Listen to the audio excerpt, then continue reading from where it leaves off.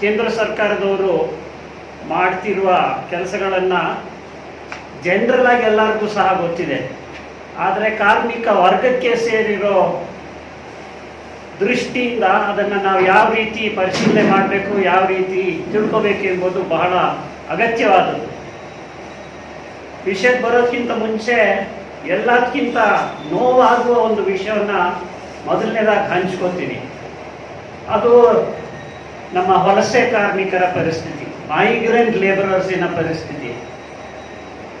ಈ ಸರ್ಕಾರದ ಮನೋಭಾವ ಏನು ಅಂತ ಅರ್ಥ ಮಾಡ್ಕೊಳ್ಳೋದು ಬಹಳ ಕಷ್ಟ ಒಂದು ದೃಷ್ಟಿಯಲ್ಲಿ.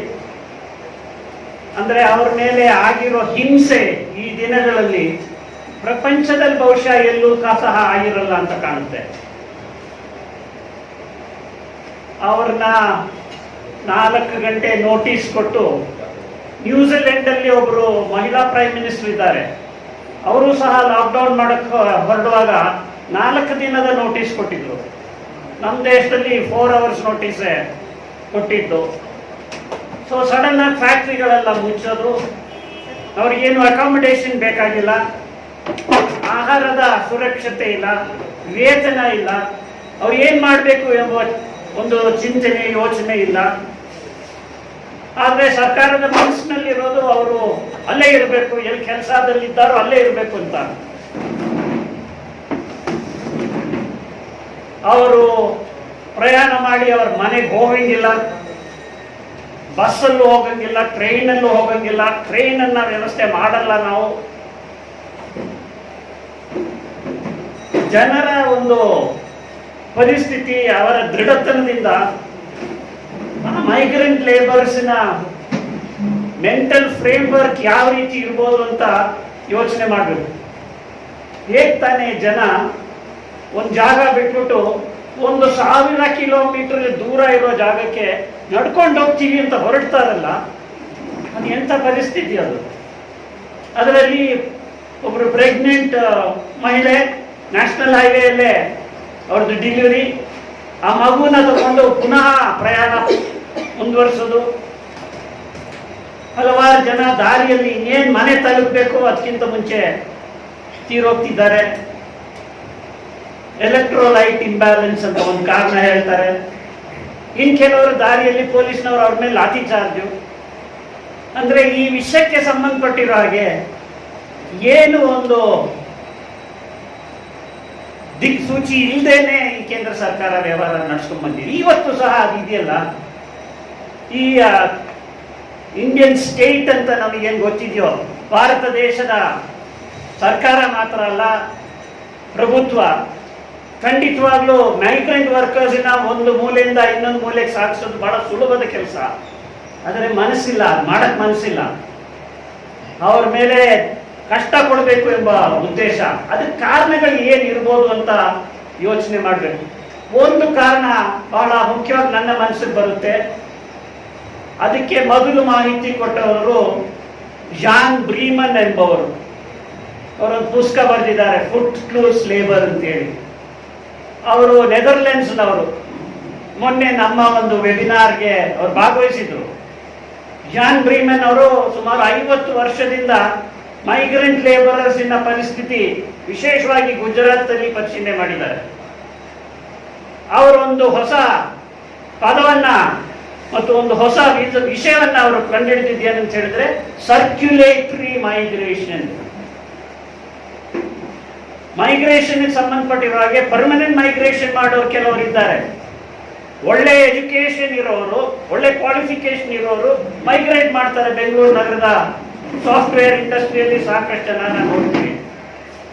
ಇನ್ನೊಂದು ವಿಭಾಗ ಯಾವುದು ಅಂತ ಹೇಳಿದ್ರೆ ಎಜುಕೇಶನ್ ಇಲ್ಲ, ಸ್ಕೂಲ್ಗೆ ಹೋಗಿಲ್ಲದೆ ಇರ್ಬೋದು, ಖಂಡಿತ 10th ಸ್ಟ್ಯಾಂಡರ್ಡ್ ಹತ್ರ ಬಂದಿರಲ್ಲ, ತೀರಾ ಅನ್ಎಜುಕೇಟೆಡ್ ಜನ, ಅವರು ಸಹ ಮೈಗ್ರೇಷನ್ ನಲ್ಲಿ ಬರ್ತಾರೆ. ಮತ್ತೆ ಅದಕ್ಕಿಂತ ವಿಶೇಷವಾದ ಒಂದು ಅಂಶ ಏನಂತ ಹೇಳಿದ್ರೆ ಮಹಿಳೆಯರು, ಮೋರ್ ದೆನ್ 90% ಮಹಿಳೆಯರು ಯಾತಕ್ಕೆ ಮೈಗ್ರೇಟ್ ಮಾಡ್ತಾರೆ ಅಂತ ಹೇಳಿದ್ರೆ ಮದುವೆ ಕೆಲಸನೂ ಹುಡುಕ್ ಬರ್ತಾರೆ. ಮದುವೆ ಆಗಿ ಇಲ್ಲಿಗೆ ಬಂದ್ರೆ ಆ ಮಹಿಳೆಯರು ಕೆಲಸ ಹುಡುಕ್ತಾರೆ. ಗಂಡಸರಿಗೆ ಒಂಥರದ ಕೆಲಸ ಸಿಕ್ಕಿದ್ರೆ ಈ ಮಹಿಳೆಯರಿಗೆ ಇನ್ನೂ ಅದಕ್ಕಿಂತ ಕಡಿಮೆ ಮಟ್ಟದ ಕೆಲಸ. ಸಹಜವಾಗಿ ಮಕ್ಕಳು ಇರ್ತಾರೆ. ಒಂದು ಫ್ಯಾಮಿಲಿ, ಮೈಗ್ರೆಂಟ್ ಫ್ಯಾಮಿಲಿ ಇದೆ. ಇವರ ಬಗ್ಗೆ national commission of enterprises in the unorganised sector ಅಂತ ಬಹಳ ಒಳ್ಳೆ ಒಂದು ವರದಿ ಒಂದು ಕಾಲದಲ್ಲಿ ಬಂದಿತ್ತು. ಮನಮೋಹನ್ ಸಿಂಗ್ನವರು ಆ ಒಂದು ಸಮಿತಿಯನ್ನು ರಚನೆ ಮಾಡಿದ್ದು. ಅವರ ವರದಿಯಲ್ಲಿ ಇನ್ಫಾರ್ಮಲ್ ಸೆಕ್ಟರ್ ಬಗ್ಗೆ ಮತ್ತು ಆ ಮೆಂಬರ್ಶಿಪ್ ಇದ್ದವರು, ಆ ಕಮಿಷನಲ್ ಮೆಂಬರ್ ಆಗಿದ್ದ ರವಿ ಶ್ರೀವಾಸ್ತವ ಅವರು ಈ ಮೈಗ್ರೆಂಟ್ ಲೇಬರಿನ ವಿಷಯ ಇನ್ನೂ ಸ್ವಲ್ಪ ಡೆವಲಪ್ ಮಾಡ್ತಾ ಅಲ್ಲಿಂದ ಬರುವ ಎಲ್ಲದಕ್ಕಿಂತ ವಿಶೇಷವಾದ ಅಂಕಿಅಂಶ ಏನಂತ ಹೇಳಿದ್ರೆ, ಈ ವಿಭಾಗದ ಜನರಲ್ಲಿ 85% ಯಾರು ಗೊತ್ತಾ? Schedule caste, schedule tribe, OBC ಅಂತಾನು ಹೇಳಲಿಕ್ಕೆ ಸ್ವಲ್ಪ ನನಗೆ ಮುಜುಗರ. ಕಾರಣ OBC ಪದ ಉಪಯೋಗಿಸ್ಬೇಕಾದ್ರೆ ಕಾರಣ ಏನಂತ ಹೇಳಿದ್ರೆ, ಮುಸಲ್ಮಾನರು ಇದ್ದಾರೆ ಅಂತ ಬಾಯ್ಬಿಟ್ಟು ಹೇಳಕ್ಕೆ ಇವತ್ತು ಹಿಂದೆ ಮುಂದೆ ನೋಡ್ತೀವಿ ಹಲವಾರು ಜನ. ಸೊ ಆ ಜನ ಮೆಜಾರಿಟಿ ಇರೋದು. ಆದ್ರಿಂದ ಇದು ಬರೀ ವರ್ಗದ ದೃಷ್ಟಿಯಿಂದ ಒಂದು ಡಿಸ್ಕ್ರಿಮಿನೇಷನ್ ಅಲ್ಲ, ಇದರಲ್ಲಿ ಕಾಸ್ಟ್ ಡಿಸ್ಕ್ರಿಮಿನೇಷನ್ ಇದೆ. ಅದೊಂದು ಮುಖ್ಯವಾದ ಕಾರಣ ಅಂತ ಕಾಣುತ್ತೆ ನನಗೆ. ಈ ಜನ ಹೆಂಗಾದ್ರೂ ಸಾಯಲಿ, ಸತ್ರೆ ಏನಂತೆ ಎಂಬ ಮನೋಭಾವ ಇದೆ ಅಂತ ನನಗನ್ಸುತ್ತೆ. ಇಲ್ಲದೇ ಇದ್ರೆ ಇಂಡಿಯನ್ ರೈಲ್ವೆ ಸಿಸ್ಟಮ್ ಪ್ರಪಂಚದಲ್ಲಿ ದೊಡ್ಡ ರೈಲ್ವೆ ಸಿಸ್ಟಮ್, ಬಹಳ ಎಫಿಷಿಯಂಟ್ ಆಗಿ ಮೈಗ್ರೆಂಟ್ ಲೇಬರರ್ಸ್ನ ಯಾವ ಮೂಲೆಗೆ ಬೇಕಾದರೂ ತಲುಪಿಸಬಹುದು. ನಮ್ಮ ಆರ್ಮಿಯಲ್ಲಿ ಒಬ್ಬ ಹೊಸ ಚೀಫ್ ಇದ್ದಾರಲ್ಲ,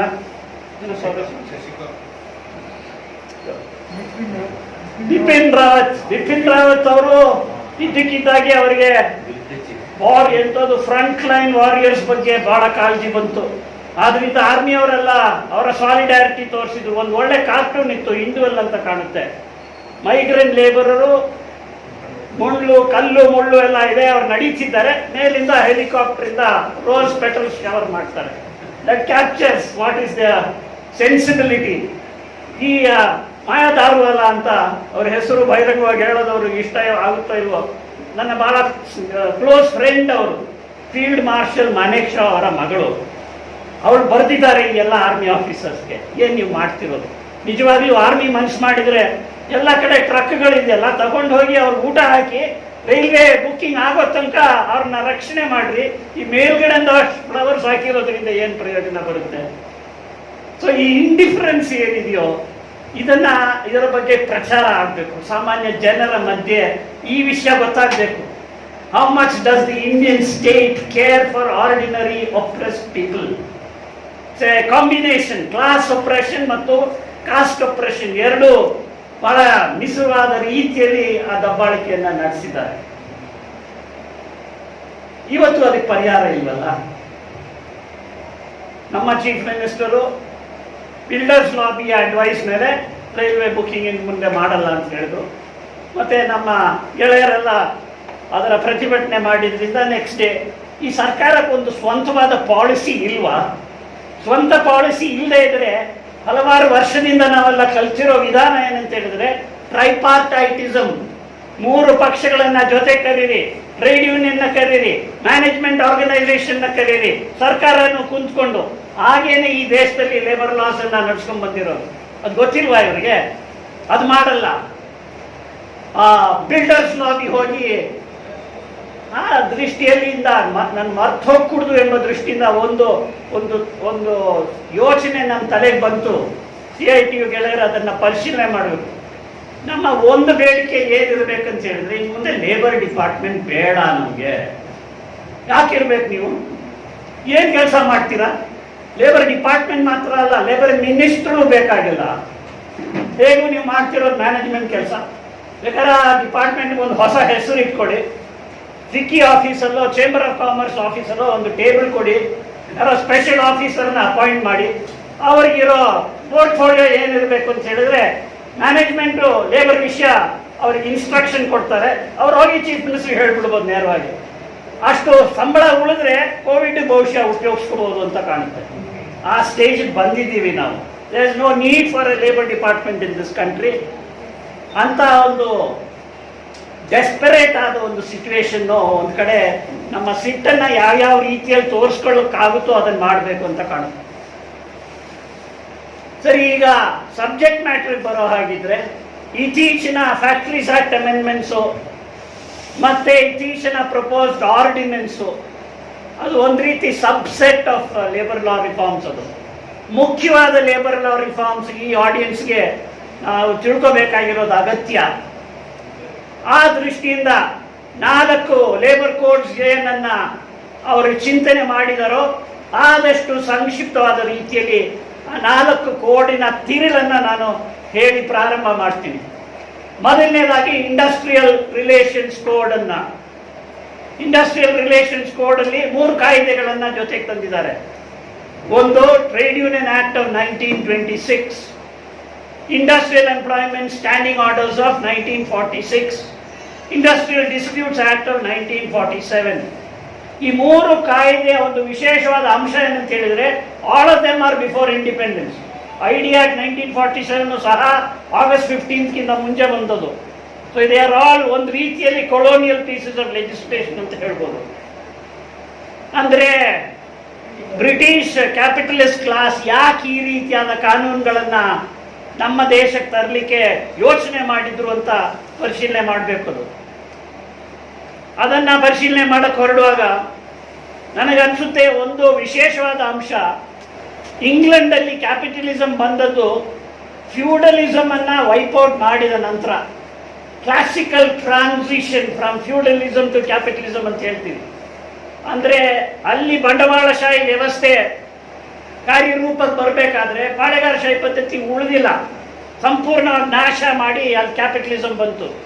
ಆ ಕಾರಣದಿಂದ ಬ್ರಿಟಿಷ್ ಸರ್ಕಾರ ಮತ್ತು ಆ ರೀತಿ ಚಿಂತನೆ ಮಾಡೋರಲ್ಲಿ ಬಂಡವಾಳಶಾಹಿ ಚಿಂತನೆ ಇದೆ, ಅದನ್ನ ವಿರೋಧ ಮಾಡೋ ಜನ ನಾವು. ಇವತ್ತಿನ ಪರಿಸ್ಥಿತಿಯಲ್ಲಿ ಅದರ ಬಗ್ಗೆನೂ ಚಿಂತನೆ ಮಾಡಬೇಕಾಗಿ ಬಂದಿದೆ. ಇವತ್ತು UP, ಬಿಹಾರ್, ಮಧ್ಯಪ್ರದೇಶ್ ಇಂತಹ ಕಡೆಗಳಲ್ಲಿ ಕ್ಯಾಪಿಟಲಿಸ್ಟ್ ಮೆಂಟಾಲಿಟಿನೂ ಇಲ್ಲ. ಇವರು ಫ್ಯೂಡಲ್ ಮೈಂಡ್ ಸೆಟ್ ಇರೋ ಜನ. ಫ್ಯೂಡಲ್ ಮೈಂಡ್ ಸೆಟ್ ಇರೋರು ಕ್ಯಾಪಿಟಲಿಸಮ್ ಯಾವ ರೀತಿ ತರಬೇಕು ಅಂತಲೇ ಗೊತ್ತಿಲ್ಲ ಅವರಿಗೆ. ನನ್ನ ಅಭಿಪ್ರಾಯದಲ್ಲಿ ಈ ಪ್ರಪೋಸ್ ಲೇಬರ್ ಲಾಸ್ ಏನಿದೆಯೋ ಅದಕ್ಕೆ ಮುಖ್ಯವಾದ ಕಾರಣ it is the feudal consciousness of the chief ministers of BJP governments. ಕಾರಣ ಅವ್ರು ಬೆಳೆದು ಬಂದಿರೋದೇ ಹಾಗೇನೆ, ಜನನ ಬೈದು ಹೆಸರು ಕರೆದು ಬಂದು ನನ್ನ ಕೆಲಸ ಮಾಡಯ್ಯ, ಎಲ್ಲರನ್ನ ಬಾಂಡಿಂಗ್ ಲೇಬರ್ ಥರನೇ ಟ್ರೀಟ್ ಮಾಡೋದು. ಸೊ ಆ ಮನೋಭಾವ ಇರೋ ಜನ, ಅವರಿಗೆ ಬಂಡವಾಳಶಾಹಿ ವ್ಯವಸ್ಥೆ ಏನು ಅಂತ ಗೊತ್ತಿಲ್ಲ. ಬಂಡವಾಳಶಾಹಿ ವ್ಯವಸ್ಥೆ ಪ್ರಪಂಚದಲ್ಲಿ ಪ್ರಾರಂಭ ಆದ ಹಂತದಿಂದಲೂ ಸಹ ವರ್ಕರ್ಗೆ ಬೇರೆ ಹಿಂದಿನ ಮೋಡ್ ಆಫ್ ಪ್ರೊಡಕ್ಷನ್ ಕಂಪೇರ್ ಮಾಡಿ ನೋಡಿದ್ರೆ, ಅದು ಫ್ಯೂಡಲಿಸಮ್ ಇರ್ಬೋದು, ಅಥವಾ ಸ್ಲೇವರಿ ಇರ್ಬೋದು, ಅಥವಾ ಇನ್ನೂ ಅದಕ್ಕಿಂತಲೂ ಹಿಂದೆ ಇರೋ ಪದ್ಧತಿಗಳಿರ್ಬೋದು, ಕ್ಯಾಪಿಟಲಿಸಮ್ ಅಲ್ಲಿ ವರ್ಕರ್ಗೆ ಆ ಬೇರೆ ಮೋಡ್ ಆಫ್ ಪ್ರೊಡಕ್ಷನ್ಗಿಂತ ಜಾಸ್ತಿ ಸ್ವತಂತ್ರ ಇದೆ. ಅದೊಂದು ಹಿಸ್ಟಾರಿಕಲ್ ಫ್ಯಾಕ್ಟ್ ಅದು. ಆದರೆ ಅರ್ಲಿ ಕ್ಯಾಪಿಟಲಿಸ್ಟ್ ಡೆವಲಪ್ಮೆಂಟ್, ಮೊದಲನೇ ಬಾರಿ ಬಂಡವಾಳಶಾಹಿ ಸಮಾಜಗಳು ಎಲ್ಲಿ ಬೆಳೆದು ಬಂತೋ ಅಲ್ಲಿ ಫ್ಯೂಡಲಿಸಮ್ ಹೋಯ್ತು. ಭಾರತ ಅಂತ ದೇಶದಲ್ಲಿ ಅದಾಗಿಲ್ಲ. ಇಲ್ಲಿ ಬಂಡವಾಳಶಾಹಿ ವ್ಯವಸ್ಥೆನೂ ಇದೆ, ಪಾಳೆಗಾರಶಾಹಿ ವ್ಯವಸ್ಥೆನೂ ಇದೆ. ಬಂಡವಾಳಶಾಹಿ ವ್ಯವಸ್ಥೆ ಭಾರತ ದೇಶದಲ್ಲಿ ಕೆಲವು ಕಡೆಗಳಲ್ಲಿ ಚೆಂದಾಗಿ ಬೆಳೆದು ಬಂದಿದೆ, ಸುಮಾರು ಚೆಂದಾಗಿ ಬೆಳೆದು ಬಂದಿದೆ. ಆದ್ರೂ ಅನ್ಈವನ್ ಡೆವಲಪ್ಮೆಂಟ್ ಆಫ್ ಕ್ಯಾಪಿಟಲಿಸಮ್ ಅಂತ ಹೇಳ್ತೀವಿ. ಎಲ್ಲ ಕಡೆಗಳಲ್ಲೂ ಒಂದೇ ತರ ಬೆಳೆದು ಬಂದಿಲ್ಲ. ಕೆಲವು ಕಡೆಗಳಲ್ಲಿ ಕ್ಯಾಪಿಟಲಿಸಮಿನ ಬೀಜನೇ ಹುಟ್ಟಿಲ್ಲ ಅಂತ ಹೇಳಿದ್ರು ತಪ್ಪಾಗಲ್ಲ ಅಂತ ನನಗೆ ಅನ್ಸುತ್ತೆ. ಅದಕ್ಕೆ ಇನ್ನೊಂದು ಎವಿಡೆನ್ಸ್ ಏನಂತ ಹೇಳಿದ್ರೆ, ಎಲ್ಲಿಂದ ಈಗ ಮೈಗ್ರೇಷನ್ ಆಗ್ತಿರೋದು, ಎಲ್ಲಿಂದ ಮೈಗ್ರೇಷನ್ ಆಗ್ತಿರೋದು? UPಯಿಂದ, ಬಿಹಾರದಿಂದ, ರಾಜಸ್ಥಾನದಿಂದ, ಜಾರ್ಖಂಡಿಂದ, ಒರಿಸ್ಸಾದಿಂದ, ಸೆಂಟ್ರಲ್ ಇಂಡಿಯಾ ಮತ್ತು ಈಸ್ಟ್ ಇಂಡಿಯಾ, ಅಲ್ಲಿಂದ ಮೈಗ್ರೇಷನ್ ಬರ್ತಿರೋದು ಯಾವ ಜಾಗಕ್ಕೆ? ಸೌತ್ ಇಂಡಿಯಾ ಮತ್ತು ವೆಸ್ಟ್ ಇಂಡಿಯಾಗೆ ಮೈಗ್ರೇಷನ್ ಆಗ್ತಿರೋದು. ಯಾಕೆ? ಇಲ್ಲಿ ಕೈಗಾರೀಕರಣ ಇನ್ನೂ ಸ್ವಲ್ಪ ಬೆಳೆದಿದೆ, ಆದ್ರಿಂದ ಅಲ್ಪ ಸ್ವಲ್ಪ ಉದ್ಯೋಗ ಸಿಕ್ಕುತ್ತೆ. ಉದ್ಯೋಗದ ಜೊತೆ ಇಷ್ಟು ವರ್ಷ ನಮಗೆ ಕೆಲವು ಲೇಬರ್ ರೈಟ್ಸ್ ಆದರೂ ಇದ್ದವು. ಆದರೆ ನಾರ್ತ್ ಇಂಡಿಯಾದಲ್ಲಿ ಇರೋರು ಕೈಗಾರೀಕರಣದ ಬಗ್ಗೆ ಅವರಿಗೆ ಏನು ಸಹ ಗೊತ್ತಿಲ್ಲ ಅಂತ ಹೇಳಿದ್ರೆ ತಪ್ಪಾಗಲ್ಲ. ಅದಕ್ಕೆ ಒಂದು ವಿಶೇಷವಾದ ಉದಾಹರಣೆ ಹೇಳ್ತೀನಿ. ಅದೇನಂತ ಹೇಳಿದ್ರೆ, ಭಾರತ ದೇಶದ ಲೇಬರ್ ಲಾ ಬದಲಾವಣೆ ಮಾಡುವ ಜನ, including labour secretary government of India, ಅವರು ಫ್ಯಾಕ್ಟರೀಸ್ ಆಕ್ಟ್ 2014 ಬಿಲ್ ಅನ್ನ ಅಮೆಂಡ್ಮೆಂಟ್ ಮಾಡಬೇಕಾದ್ರೆ ಪಾರ್ಲಿಮೆಂಟರಿ ಕಮಿಟಿ ಮುಂದೆ ಅವರು ಒಂದು ವಾದ ಮಾಡಿದ್ದಾರೆ. ಆ ವಾದ ಏನಂತ ಹೇಳಿದ್ರೆ, ಫ್ಯಾಕ್ಟ್ರೀಸ್ ಆಕ್ಟ್ ಅನ್ನ ಯಾಕೆ ಅಮೆಂಡ್ ಮಾಡಬೇಕು ಅಂತ ಹೇಳಿದ್ರೆ, ಈಸ್ ಆಫ್ ಡೂಯಿಂಗ್ ಬಿಸ್ನೆಸ್ ಮಾಡಲಿಕ್ಕೆ ಒಳ್ಳೆ ವಾತಾವರಣ ಇರಬೇಕು. ಆದರೆ ಈಸ್ ಆಫ್ ಡೂಯಿಂಗ್ ಬಿಸ್ನೆಸ್ ಅಂತ ಹೇಳಿದ್ರೆ ಏನು? ವರ್ಲ್ಡ್ ಬ್ಯಾಂಕಿನವರ ಪದ್ಧತಿ ಅದು. ಆ ಪದ್ಧತಿಯ ಉದ್ದೇಶ ಏನು? ಅವರು 10 ಪ್ರಿನ್ಸಿಪಲ್ಸ್ ಅನ್ನ ಹಾಕಿದ್ದಾರೆ. ಆ 10 ಪ್ರಿನ್ಸಿಪಲ್ಸ್ಗೆ ಮಾರ್ಕ್ಸ್ ಕೊಡ್ತಾರೆ. ಆ ಮಾರ್ಕ್ಸಿನ ಆಧಾರದ ಮೇಲೆ ರ್ಯಾಂಕ್ ಕೊಡ್ತಾರೆ. ಒಂದೊಂದು ದೇಶಕ್ಕೆ ಒಂದೊಂದು ರ್ಯಾಂಕ್ ಕೊಡ್ತಾರೆ. ಇಂಡಿಯಾಗೆ ಈಗ 63, 64ನೇ ರ್ಯಾಂಕ್ ಬಂದಿದೆ. ಆ ರ್ಯಾಂಕ್ ಅನ್ನ ಕೊಡುವ ಯಾವ ಐಟಮ್ ಮೇಲೆ ಮಾರ್ಕ್ಸ್ ಕೊಡ್ತಾರೆ ಅಂತ ನಾವು ಸ್ವಲ್ಪ ಪರಿಶೀಲನೆ ಮಾಡಿ ನೋಡಬೇಕು. ಅವು ಎಲ್ಲವೂ ಸಹ ಒಂದು ಫ್ಯಾಕ್ಟ್ರಿ ಪ್ರಾರಂಭ ಮಾಡಲಿಕ್ಕೆ ಏನು ಅನುಕೂಲತೆಗಳು ಬೇಕೋ ಆ ಫ್ಯಾಕ್ಟರ್ಸ್ ಇದೆಯಾ ಇಲ್ವಾ ಅಂತ ಪರಿಶೀಲನೆ ಮಾಡ್ತಾರೆ. ಎಷ್ಟು ದಿನ ಬೇಕು ಫ್ಯಾಕ್ಟ್ರಿ ಶುರು ಮಾಡಲಿಕ್ಕೆ, ಎಷ್ಟು ಟೈಮ್ ಆಗುತ್ತೆ, ಎಷ್ಟು ಖರ್ಚಾಗುತ್ತೆ, ಎಲೆಕ್ಟ್ರಿಸಿಟಿ ಸಿಗ್ಬೇಕಾದ್ರೆ ಎಷ್ಟು ದಿನ ಬೇಕು, ಲೈಸೆನ್ಸ್ ಸಿಗ್ಬೇಕಾದ್ರೆ ಎಷ್ಟು ದಿನ ಸಿಗ್ಬೇಕು, ಕನ್ಸ್ಟ್ರಕ್ಷನ್ ಪರ್ಮಿಷನ್ ಸಿಗ್ಬೇಕಾದ್ರೆ ಏನು, ಕ್ರೆಡಿಟ್ ಸಿಗ್ಬೇಕಾದ್ರೆ ಎಷ್ಟು ದಿನ ಆಗುತ್ತೆ, ಬ್ಯಾಂಕ್ರಪ್ಸಿ ಆಗ್ಬೇಕಾದ್ರೆ ಇನ್ನು ಎಷ್ಟು ದಿನ ಆಗುತ್ತೆ. ಇದೆಲ್ಲ ಪರಿಶೀಲನೆ ಮಾಡಿ ನೋಡಿದ್ರೆ ಬಹಳ ವರ್ಷಗಳಿಂದ ನಾವು ಹೇಳ್ತೀವಿ ಸಿಂಗಲ್ ವಿಂಡೋ ಅಲ್ಲಿ ಎಲ್ಲ ಪ್ರೋಸೆಸ್ ಆಗಬೇಕು ಅಂತ. ಸಿಂಗಲ್ ವಿಂಡೋ ಏನೆಲ್ಲ ಬೇಕೋ ಅದೇನೇ ಈಸ್ ಆಫ್ ಡೂಯಿಂಗ್ ಬಿಸ್ನೆಸ್ ಬೇಕಾಗಿರೋದು. ಆ ವರ್ಲ್ಡ್ ಬ್ಯಾಂಕ್ನವರು ಸಹ ಈ ಲೇಬರ್ ಲಾ ರಿಫಾರ್ಮ್ಸ್ ಬೇಕು ಅಂತ ಹೇಳಲಿಲ್ಲ. ಸೊ ನಮ್ಮ ಸರ್ಕಾರದಲ್ಲಿ ಕುಂತಿರೋ ಜನ they are not even aware that ಅವರ ಗುರುಗಳು ತಾನೇ ವರ್ಲ್ಡ್ ಬ್ಯಾಂಕು. ಆ ವರ್ಲ್ಡ್ ಬ್ಯಾಂಕ್ಗೂ ಈಸ್ ಆಫ್ ಡೂಯಿಂಗ್ ಬಿಸ್ನೆಸ್ ಈ ರೀತಿ ಬೇಕಾಗಿಲ್ಲ. ಅದಕ್ಕಿಂತ ವಿಪರೀತಕ್ಕೆ ಹೋಗಿದ್ದು ಬಿಟ್ಟಿದ್ದಾರೆ ಇವರು. ಇವರಿಗೆ ತರ್ತಿರೋದು ಸ್ಲೇವ್ ಲೇಬರ್. ವರ್ಲ್ಡ್ ಬ್ಯಾಂಕ್ನವ್ರು ಸ್ಲೇವ್ ಲೇಬರ್ ಇರಬೇಕು ಅಂತ ಕೇಳಲಿಲ್ಲ. ಅವರೇನು ಕಾರ್ಮಿಕರ ಫ್ರೆಂಡ್ಸ್ ಅಲ್ಲ ಅವರು, ಅದು ನಮಗೆ ಚೆನ್ನಾಗಿ ಗೊತ್ತಿದೆ. ಅದರ ಬಗ್ಗೆ ಇನ್ನೊಂದು ದೃಷ್ಟಿಯಿಂದ ಅದೇ ಪ್ರಪೋಸಿಷನ್ ನಾವು ಪರಿಶೀಲನೆ ಮಾಡಬೇಕಾದ್ರೆ ವರ್ಲ್ಡ್ ಬ್ಯಾಂಕಿನ ವಿಶೇಷವಾದ ವಾದ ಏನು? ಫ್ಲೆಕ್ಸಿಬಿಲಿಟಿ ಆಫ್ ಲೇಬರ್ ಇರಬೇಕು. ಆ ಪದವನ್ನ ದಯವಿಟ್ಟು ಜ್ಞಾಪಕ ಇಟ್ಕೋಬೇಕು. ಫ್ಲೆಕ್ಸಿಬಿಲಿಟಿ ಅದೇನೆ ಅವರ ಕೀ ವರ್ಡ್. ಆ ಫ್ಲೆಕ್ಸಿಬಿಲಿಟಿ ಎಂಬ ಪದವನ್ನು ಅವರು ಎಲ್ಲಿಂದ ತಗೊಂಡ್ಬಂದ್ರು? ಅದರ ಬಗ್ಗೆ ಅವರು ಸೋವಿಯತ್ ಕೊಲಾಪ್ಸ್ ಆದ ನಂತರ, ಸಮಾಜವಾದಿ ಸಮಾಜಗಳು ಅವರು ಅದರ ನಾಶ ಆದ ನಂತರ 3 ಸಂಸ್ಥೆಗಳು ಜೊತೆಗೆ ಬಂದರು. World bank, world trade organisation, IMF, ಅಂತಾರಾಷ್ಟ್ರೀಯ ಮಾರ್ವಾಡಿ ಫಂಡ್. IMF ಅಂದ್ರೆ ಇಂಟರ್ನ್ಯಾಷನಲ್ ಮಾರ್ವಾಡಿ ಫಂಡ್. ಈ 3 ಸಂಸ್ಥೆಗಳ ಜೊತೆಗೆ ಬಂದು ಅದರ ಜೊತೆ ಅಮೆರಿಕನ್ ಟ್ರೆಷರಿ, ವಾಷಿಂಗ್ಟನ್ ನಲ್ಲಿ ಕುಂತಿರೋ ಟ್ರೆಷರಿ, ಈ 4 ಸಂಸ್ಥೆಗಳು ಸೇರಿ ವಾಷಿಂಗ್ಟನ್ ಕನ್ಸೆನ್ಸಸ್ ಅನ್ನ ತಯಾರು ಮಾಡಿದ್ರು. ಆ ವಾಷಿಂಗ್ಟನ್ ಕನ್ಸೆನ್ಸಸ್ ಇಲ್ಲಿ ಇರುವ ಮುಖ್ಯವಾದ ಅಂಶಗಳು ಏನಂತ ಪರಿಶೀಲನೆ ಮಾಡಿ ನೋಡ್ಬೇಕು ನಾವು. ಅದರಲ್ಲಿ ಇರೋದು ಎಲ್ಲಕ್ಕಿಂತ ಮೇಲಿರುವ ನಂಬರ್ 1 ಐಟಮ್ ಏನಂತ ಹೇಳಿದ್ರೆ ಪ್ರೈವೇಟೈಸೇಷನ್, ಖಾಸಗೀಕರಣ. ಹೊಸ ಸರ್ಕಾರ, ಹೊಸ ಚಿಂತನೆ.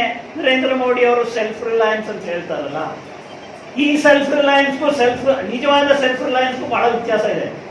ಈ ಸೆಲ್ಫ್ ರಿಲಯನ್ಸ್ ಅಲ್ಲಿ ಎಲ್ಲಕ್ಕಿಂತ ಮುಖ್ಯವಾದ ಅಂಶ ಏನಂತ ಹೇಳಿದ್ರೆ ಇಡೀ ಪಬ್ಲಿಕ್ ಸೆಕ್ಟರ್ ಅನ್ನ ಪ್ರೈವೇಟೈಸ್ ಮಾಡಬೇಕು. ಮುಖ್ಯವಾದ ಅಜೆಂಡಾ ಅದೇನೆ.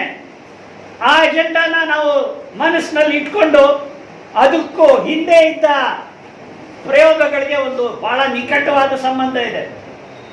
ವಾಷಿಂಗ್ಟನ್ ಕನ್ಸೆನ್ಸಸ್ ಒಂದು ಕಡೆ ಹಲವಾರು ಐಟಮ್ಸ್ ಇದೆ. ಆ ಹಲವಾರು ಐಟಮ್ಸ್ ಏನು ಅಂತ ಕೇಳಿದ್ರೆ, ವಿದೇಶಿ ಬಂಡವಾಳ ಬರಲಿಕ್ಕೆ ಯಾವ ಅಡಚಣೆಯೂ ಇರ್ಕೂಡ್ದು, ವಿದೇಶಿ ತಂತ್ರಜ್ಞಾನ ಬರಲಿಕ್ಕೆ ಯಾವ ಅಡಚಣೆನೂ ಇರ್ಕೂಡ್ದು, ಟ್ರೇಡ್ ಅಲ್ಲಿ ಯಾವುದು ಸಹ ಆಬ್ಸ್ಟೆಕಲ್ಸ್ ಇರ್ಕೂಡ್ದು, ಫ್ರೀ ಟ್ರೇಡ್ ಆಗಬೇಕು, ಕ್ಯಾಪಿಟಲ್ಗೆ ಮನಸ್ಸು ಬಂದರೆ ವಾಪಸ್ ಹೋಗಬೇಕು, ಹಾಟ್ ಮನಿ ಅಂತಾರೆ. ನಮ್ಮ ಪ್ರಭಾತ್ ಪಟ್ನಾಯಕ್ಕೆ ಅದಕ್ಕೆ ಗುರುಗಳು ಭಾರತ ದೇಶದಲ್ಲಿ.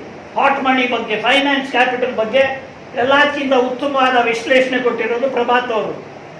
ಸೊ ಆ ಥರದ ಐಟಮ್ಸ್ ಅಲ್ಲಿ ಇದು ಸೇರ್ಕೊಂಡಿರೋದು ಐಟಮ್ಸ್ಗೆ ವಾಷಿಂಗ್ಟನ್ ಕನ್ಸೆನ್ಸಸ್ ಅಂತ ಹೇಳ್ತೀವಿ. ಅದು ಸಾಲದೇ ಇರೋದಕ್ಕೆ ಸ್ವಲ್ಪ ದಿನ ಆದ ನಂತರ ಇನ್ನೊಂದು ಪಟ್ಟಿ ಅದರ ಜೊತೆ ಸೇರಿಸ್ಕೊಂಡ್ರು. ಆ ಪಟ್ಟಿಯ ಹೆಸರು ಆಗ್ಮೆಂಟೆಡ್ ವಾಷಿಂಗ್ಟನ್ ಕನ್ಸೆನ್ಸಸ್. ಇನ್ನು ಸ್ವಲ್ಪ ಆಡ್ ಮಾಡಿದ್ರು. ಆಡ್ ಮಾಡಿರೋ ಐಟಮ್ ಅಲ್ಲಿ ಮುಖ್ಯವಾದದ್ದು ಮಾತ್ರ ಹೇಳ್ತೀನಿ. ಒಂದು ಇಂಟೆಲೆಕ್ಚುಯಲ್ ಪ್ರಾಪರ್ಟಿ ರೈಟ್ಸ್. ಗೊತ್ತಲ್ಲ, ಇಂಟೆಲೆಕ್ಚುಯಲ್ ಪ್ರಾಪರ್ಟಿ ರೈಟ್ಸ್ ಅನ್ನ ಸಡಲವಾಗಿ ಬಿಟ್ಬಿಟ್ರೆ ನಮಗೆ ಈಗ ಔಷಧಿ, ಫಾರ್ಮಸಿಗೆ ಹೋಗಿ ಸ್ವಲ್ಪ ಔಷಧಿ ತಗೋಬಹುದು, ಅದನ್ನ ಮುಂದೆ ತಗೊಳಕ್ಕಾಗಲ್ಲ. ಆ ರೈಟ್ಸ್ ಆ ರೀತಿ ಇರುತ್ತೆ. ಆಫ್ರಿಕಾ ಖಂಡದಲ್ಲಿ ಏಡ್ಸ್ ಬರುವಾಗ ಆ ಜನ ಉಳ್ಕೋಬೇಕಾದ್ರೆ ಎಲ್ಲಕ್ಕಿಂತ ಮುಖ್ಯವಾದ ಕಾರಣ ಏನಂತ ಹೇಳಿದ್ರೆ, ಬೆಂಗಳೂರಲ್ಲಿರೋ ಸಿಪ್ಲಾ ಫ್ಯಾಕ್ಟ್ರಿಯಲ್ಲಿ ಆಂಟಿ ಏಡ್ಸ್ ಮೆಡಿಸಿನ್ ಮ್ಯಾನುಫ್ಯಾಕ್ಚರ್ ಆಯ್ತು. ಅದನ್ನ ಸಾಮಾನ್ಯ ಜನ ಕೊಂಡ್ಕೊಳ್ಳೋ ಸಾಮರ್ಥ್ಯ, ಅದರ ಬೆಲೆ ಅಷ್ಟು ಕಡಿಮೆ ಇತ್ತು. ಅದಕ್ಕೆ ಇಂಡಿಯನ್ ಫಾರ್ಮಸಿ ನೋಡ್ as the pharmacy of the world. ಬಡ ಜನರಿಗೆ ಬೇಕಾಗಿರೋ ಔಷಧಿ ಈ ದೇಶದಲ್ಲಿ ತಯಾರಾಗುತ್ತೆ. ಅದನ್ನ ಇನ್ನು ಸ್ವಲ್ಪ ದಿನ ಅದನ್ನ ನಾಶ ಮಾಡಬೇಕಾದ್ರೆ ಇಂಟೆಲೆಕ್ಚುಯಲ್ ಪ್ರಾಪರ್ಟಿ ರೈಟ್ಸ್ ಅನ್ನ ಕಿತ್ತಾಕ್ಬೇಕು. ಅದೊಂದು ಕಡೆ. ಇನ್ನೊಂದು ದೊಡ್ಡ ಅಂಶ ಏನಂತ ಹೇಳಿದ್ರೆ flexible labour. Augmented Washington consensus ಅಲ್ಲಿರೋ ಸೆಕೆಂಡ್ ಮೇಜರ್ ಐಟಮ್ ಅಂದ್ರೆ ಫ್ಲೆಕ್ಸಿಬಲ್ ಲೇಬರ್. ಏನಪ್ಪ ಫ್ಲೆಕ್ಸಿಬಲ್ ಲೇಬರ್ ಅಂತ ಹೇಳಿದ್ರೆ ಏನು? ಲೇಬರ್ ಕಾನೂನು ಇದ್ರೆ ಅದು ರಿಜಿಡಿಟಿ, ಲೇಬರ್ ಕಾನೂನನ್ನ ಕಿತ್ತಾಕ್ಬಿಟ್ರೆ ಫ್ಲೆಕ್ಸಿಬಿಲಿಟಿ. ಉತ್ತರ ಪ್ರದೇಶ್ ಮತ್ತು ಮಧ್ಯಪ್ರದೇಶನ ಚೀಫ್ ಮಿನಿಸ್ಟರ್ಸ್ ಈಗ ಹೇಳ್ತಿರೋದು ಅವ್ರಿಗೆ ಹೆಚ್ಚು ಕಡಿಮೆ 100% ಫ್ಲೆಕ್ಸಿಬಿಲಿಟಿ ಬೇಕು. ಅದು ಯಾಕೆ ಅದರಲ್ಲಿ ಕೆಲವು ಕಾನೂನನ್ನ ಉಳಿಸ್ಕೊಟ್ಟಿದ್ದಾರೋ ನನಗೆ ಅರ್ಥ ಆಗ್ತಿಲ್ಲ. ಮಿನಿಮಮ್ ವೇಜ್ ಇರಬೇಕಂತೆ. ಯಾಕಪ್ಪ ಅದು ಕಿತ್ತಾಕಿ ಬಾಂಡೆಡ್ ಲೇಬರ್ ಬೇಡವಂತೆ. ಅವ್ರು ಮಾಡ್ತಿರೋದೇ ಬಾಂಡೆಡ್ ಲೇಬರ್ ಬೇಕಾಗಿರೋ ಕೆಲಸ. ಮಹಿಳೆಯರ ರಕ್ಷಣೆಗೆ ಎಷ್ಟು ಪ್ರೀತಿ ಬಂದ್ಬಿಟ್ಟಿದೆ ಮಹಿಳೆಯರು ಮಕ್ಕಳ ಬಗ್ಗೆ. ಸೊ ಅದು ಆ ಹಿಪಾಕ್ರಸಿಯ ಹಿನ್ನೆಲೆ ಏನಿರಬೇಕು ಅಂತ ಇನ್ನೂ ವಿಶ್ಲೇಷಣೆ ಮಾಡಬೇಕು. ಒಂದು ಕಾರಣ, ಸಾಧ್ಯವಾದ ಕಾರಣ ಏನಂತ ಹೇಳಿದ್ರೆ, ಯಾರೋ ಅವ್ರಿಗೆ ಅಡ್ವೈಸ್ ಮಾಡಿದ್ದಾರೆ, ನೀವು ಈ ತರ ಎಲ್ಲ ಕಾನೂನುಗಳನ್ನ ರಿಪೀಲ್ ಮಾಡ್ತೀವಿ ಅಂತ ಯೋಚನೆ ಮಾಡಿದ್ರೆ, ಅಥವಾ ಎಕ್ಸಂಪ್ಷನ್ ಕೊಡ್ತೀವಿ ಅಂತ ಯೋಚನೆ ಮಾಡಿದ್ರೆ ನಮ್ಮ ಸಂವಿಧಾನದ ಉಲ್ಲಂಘನೆ ಮಾಡಿದ ತರ ಆಗುತ್ತೆ. ಆದ್ರಿಂದ ಎಚ್ಚರಿಕೆ. ಆದ್ರಿಂದ ಅವರು ಕ್ವಿಕ್ ಆಗಿ ರಿಸರ್ಚ್ ಮಾಡಿಬಿಟ್ಟು ಸಂವಿಧಾನದಲ್ಲಿ ಫಂಡಮೆಂಟಲ್ ರೈಟ್ಸ್ ಏನಿದೆ, ಫೋರ್ಸ್ಡ್ ಲೇಬರ್ ಬಗ್ಗೆ ಫಂಡಮೆಂಟಲ್ ರೈಟ್ ಇದೆ, ಚೈಲ್ಡ್ ಲೇಬರ್ ಬಗ್ಗೆ ಫಂಡಮೆಂಟಲ್ ರೈಟ್ ಇದೆ. ಅದರಿಂದ ಅದನ್ನ ಉಳಿಸ್ಕೊಂಡ್ರೆ ಅವರ ಪ್ಲಾನ್ ಅನ್ನ ಜಾರಿಗೆ ತರಬೇಕು ಎಂಬ ಚಿಂತನೆ ಇರೋ ತರ ಕಾಣುತ್ತೆ. ಆದ್ರೂ ಅದರಲ್ಲೂ ಕಂಪ್ಲೀಟ್ ಆದ ಚಿಂತನೆ ಇಲ್ಲ. ಯಾಕೆ ಗೊತ್ತಾ? ಅವರ ಪ್ರಕಾರ ಟ್ರೇಡ್ ಯೂನಿಯನ್ ಆಕ್ಟ್ ರಿಪೀಲ್ ಮಾಡಬೇಕು. ಟ್ರೇಡ್ ಯೂನಿಯನ್ ಆಕ್ಟ್ ರಿಪೀಲ್ ಮಾಡಿದ್ರೆ ಆರ್ಟಿಕಲ್ 19(1) ರಿಪೀಲ್ ಮಾಡಿದ ತರ ಆಗುತ್ತೆ. Freedom of association, freedom to form a trade union, freedom to form cooperative societies, ಇದೆಲ್ಲವೂ ಫಂಡಮೆಂಟಲ್ ರೈಟ್. ಸೊ ಆ ಚಿಂತನೆಯಲ್ಲೂ ಅವರಿಗೆ ಕೊಹಿಯರೆನ್ಸ್ ಇಲ್ಲ.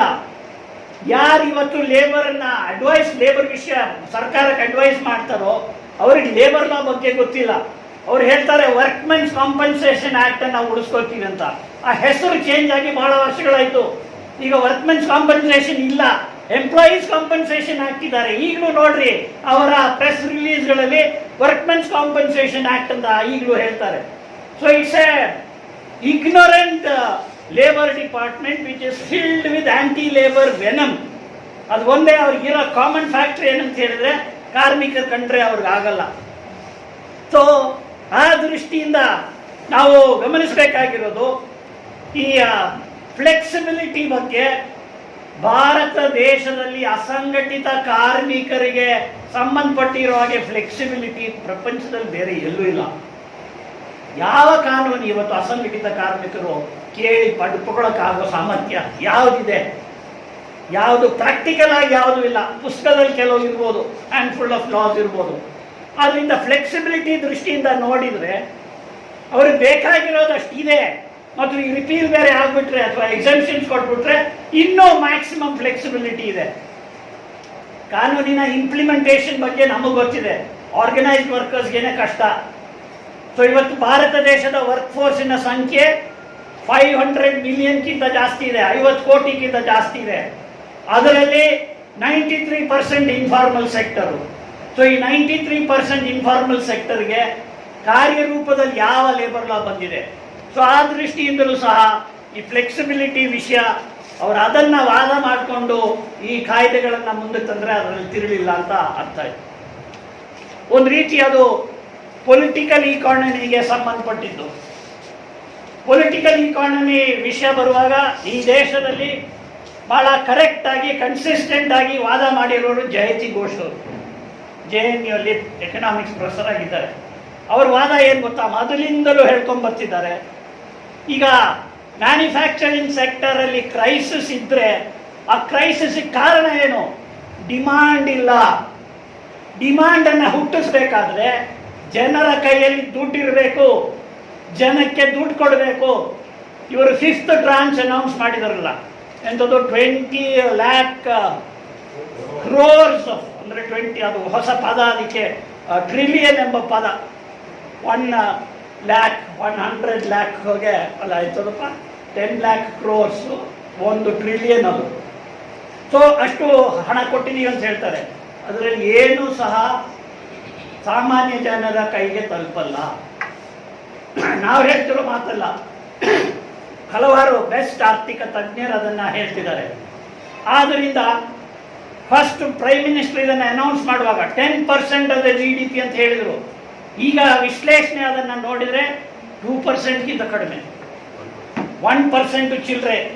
GDPಯ 1% ಚಿಲ್ಲರೆ, ಅದನ್ನು 20% ಅಂತ ಹೇಳಲಿಕ್ಕೆ ಕೆಲವು ಪ್ರಯತ್ನಗಳು ಸ್ವಲ್ಪ ದಿನ ನಡೀತು. 10% ಅಂತ ಕೊನೆಗೆ ಅನೌನ್ಸ್ ಮಾಡಿ.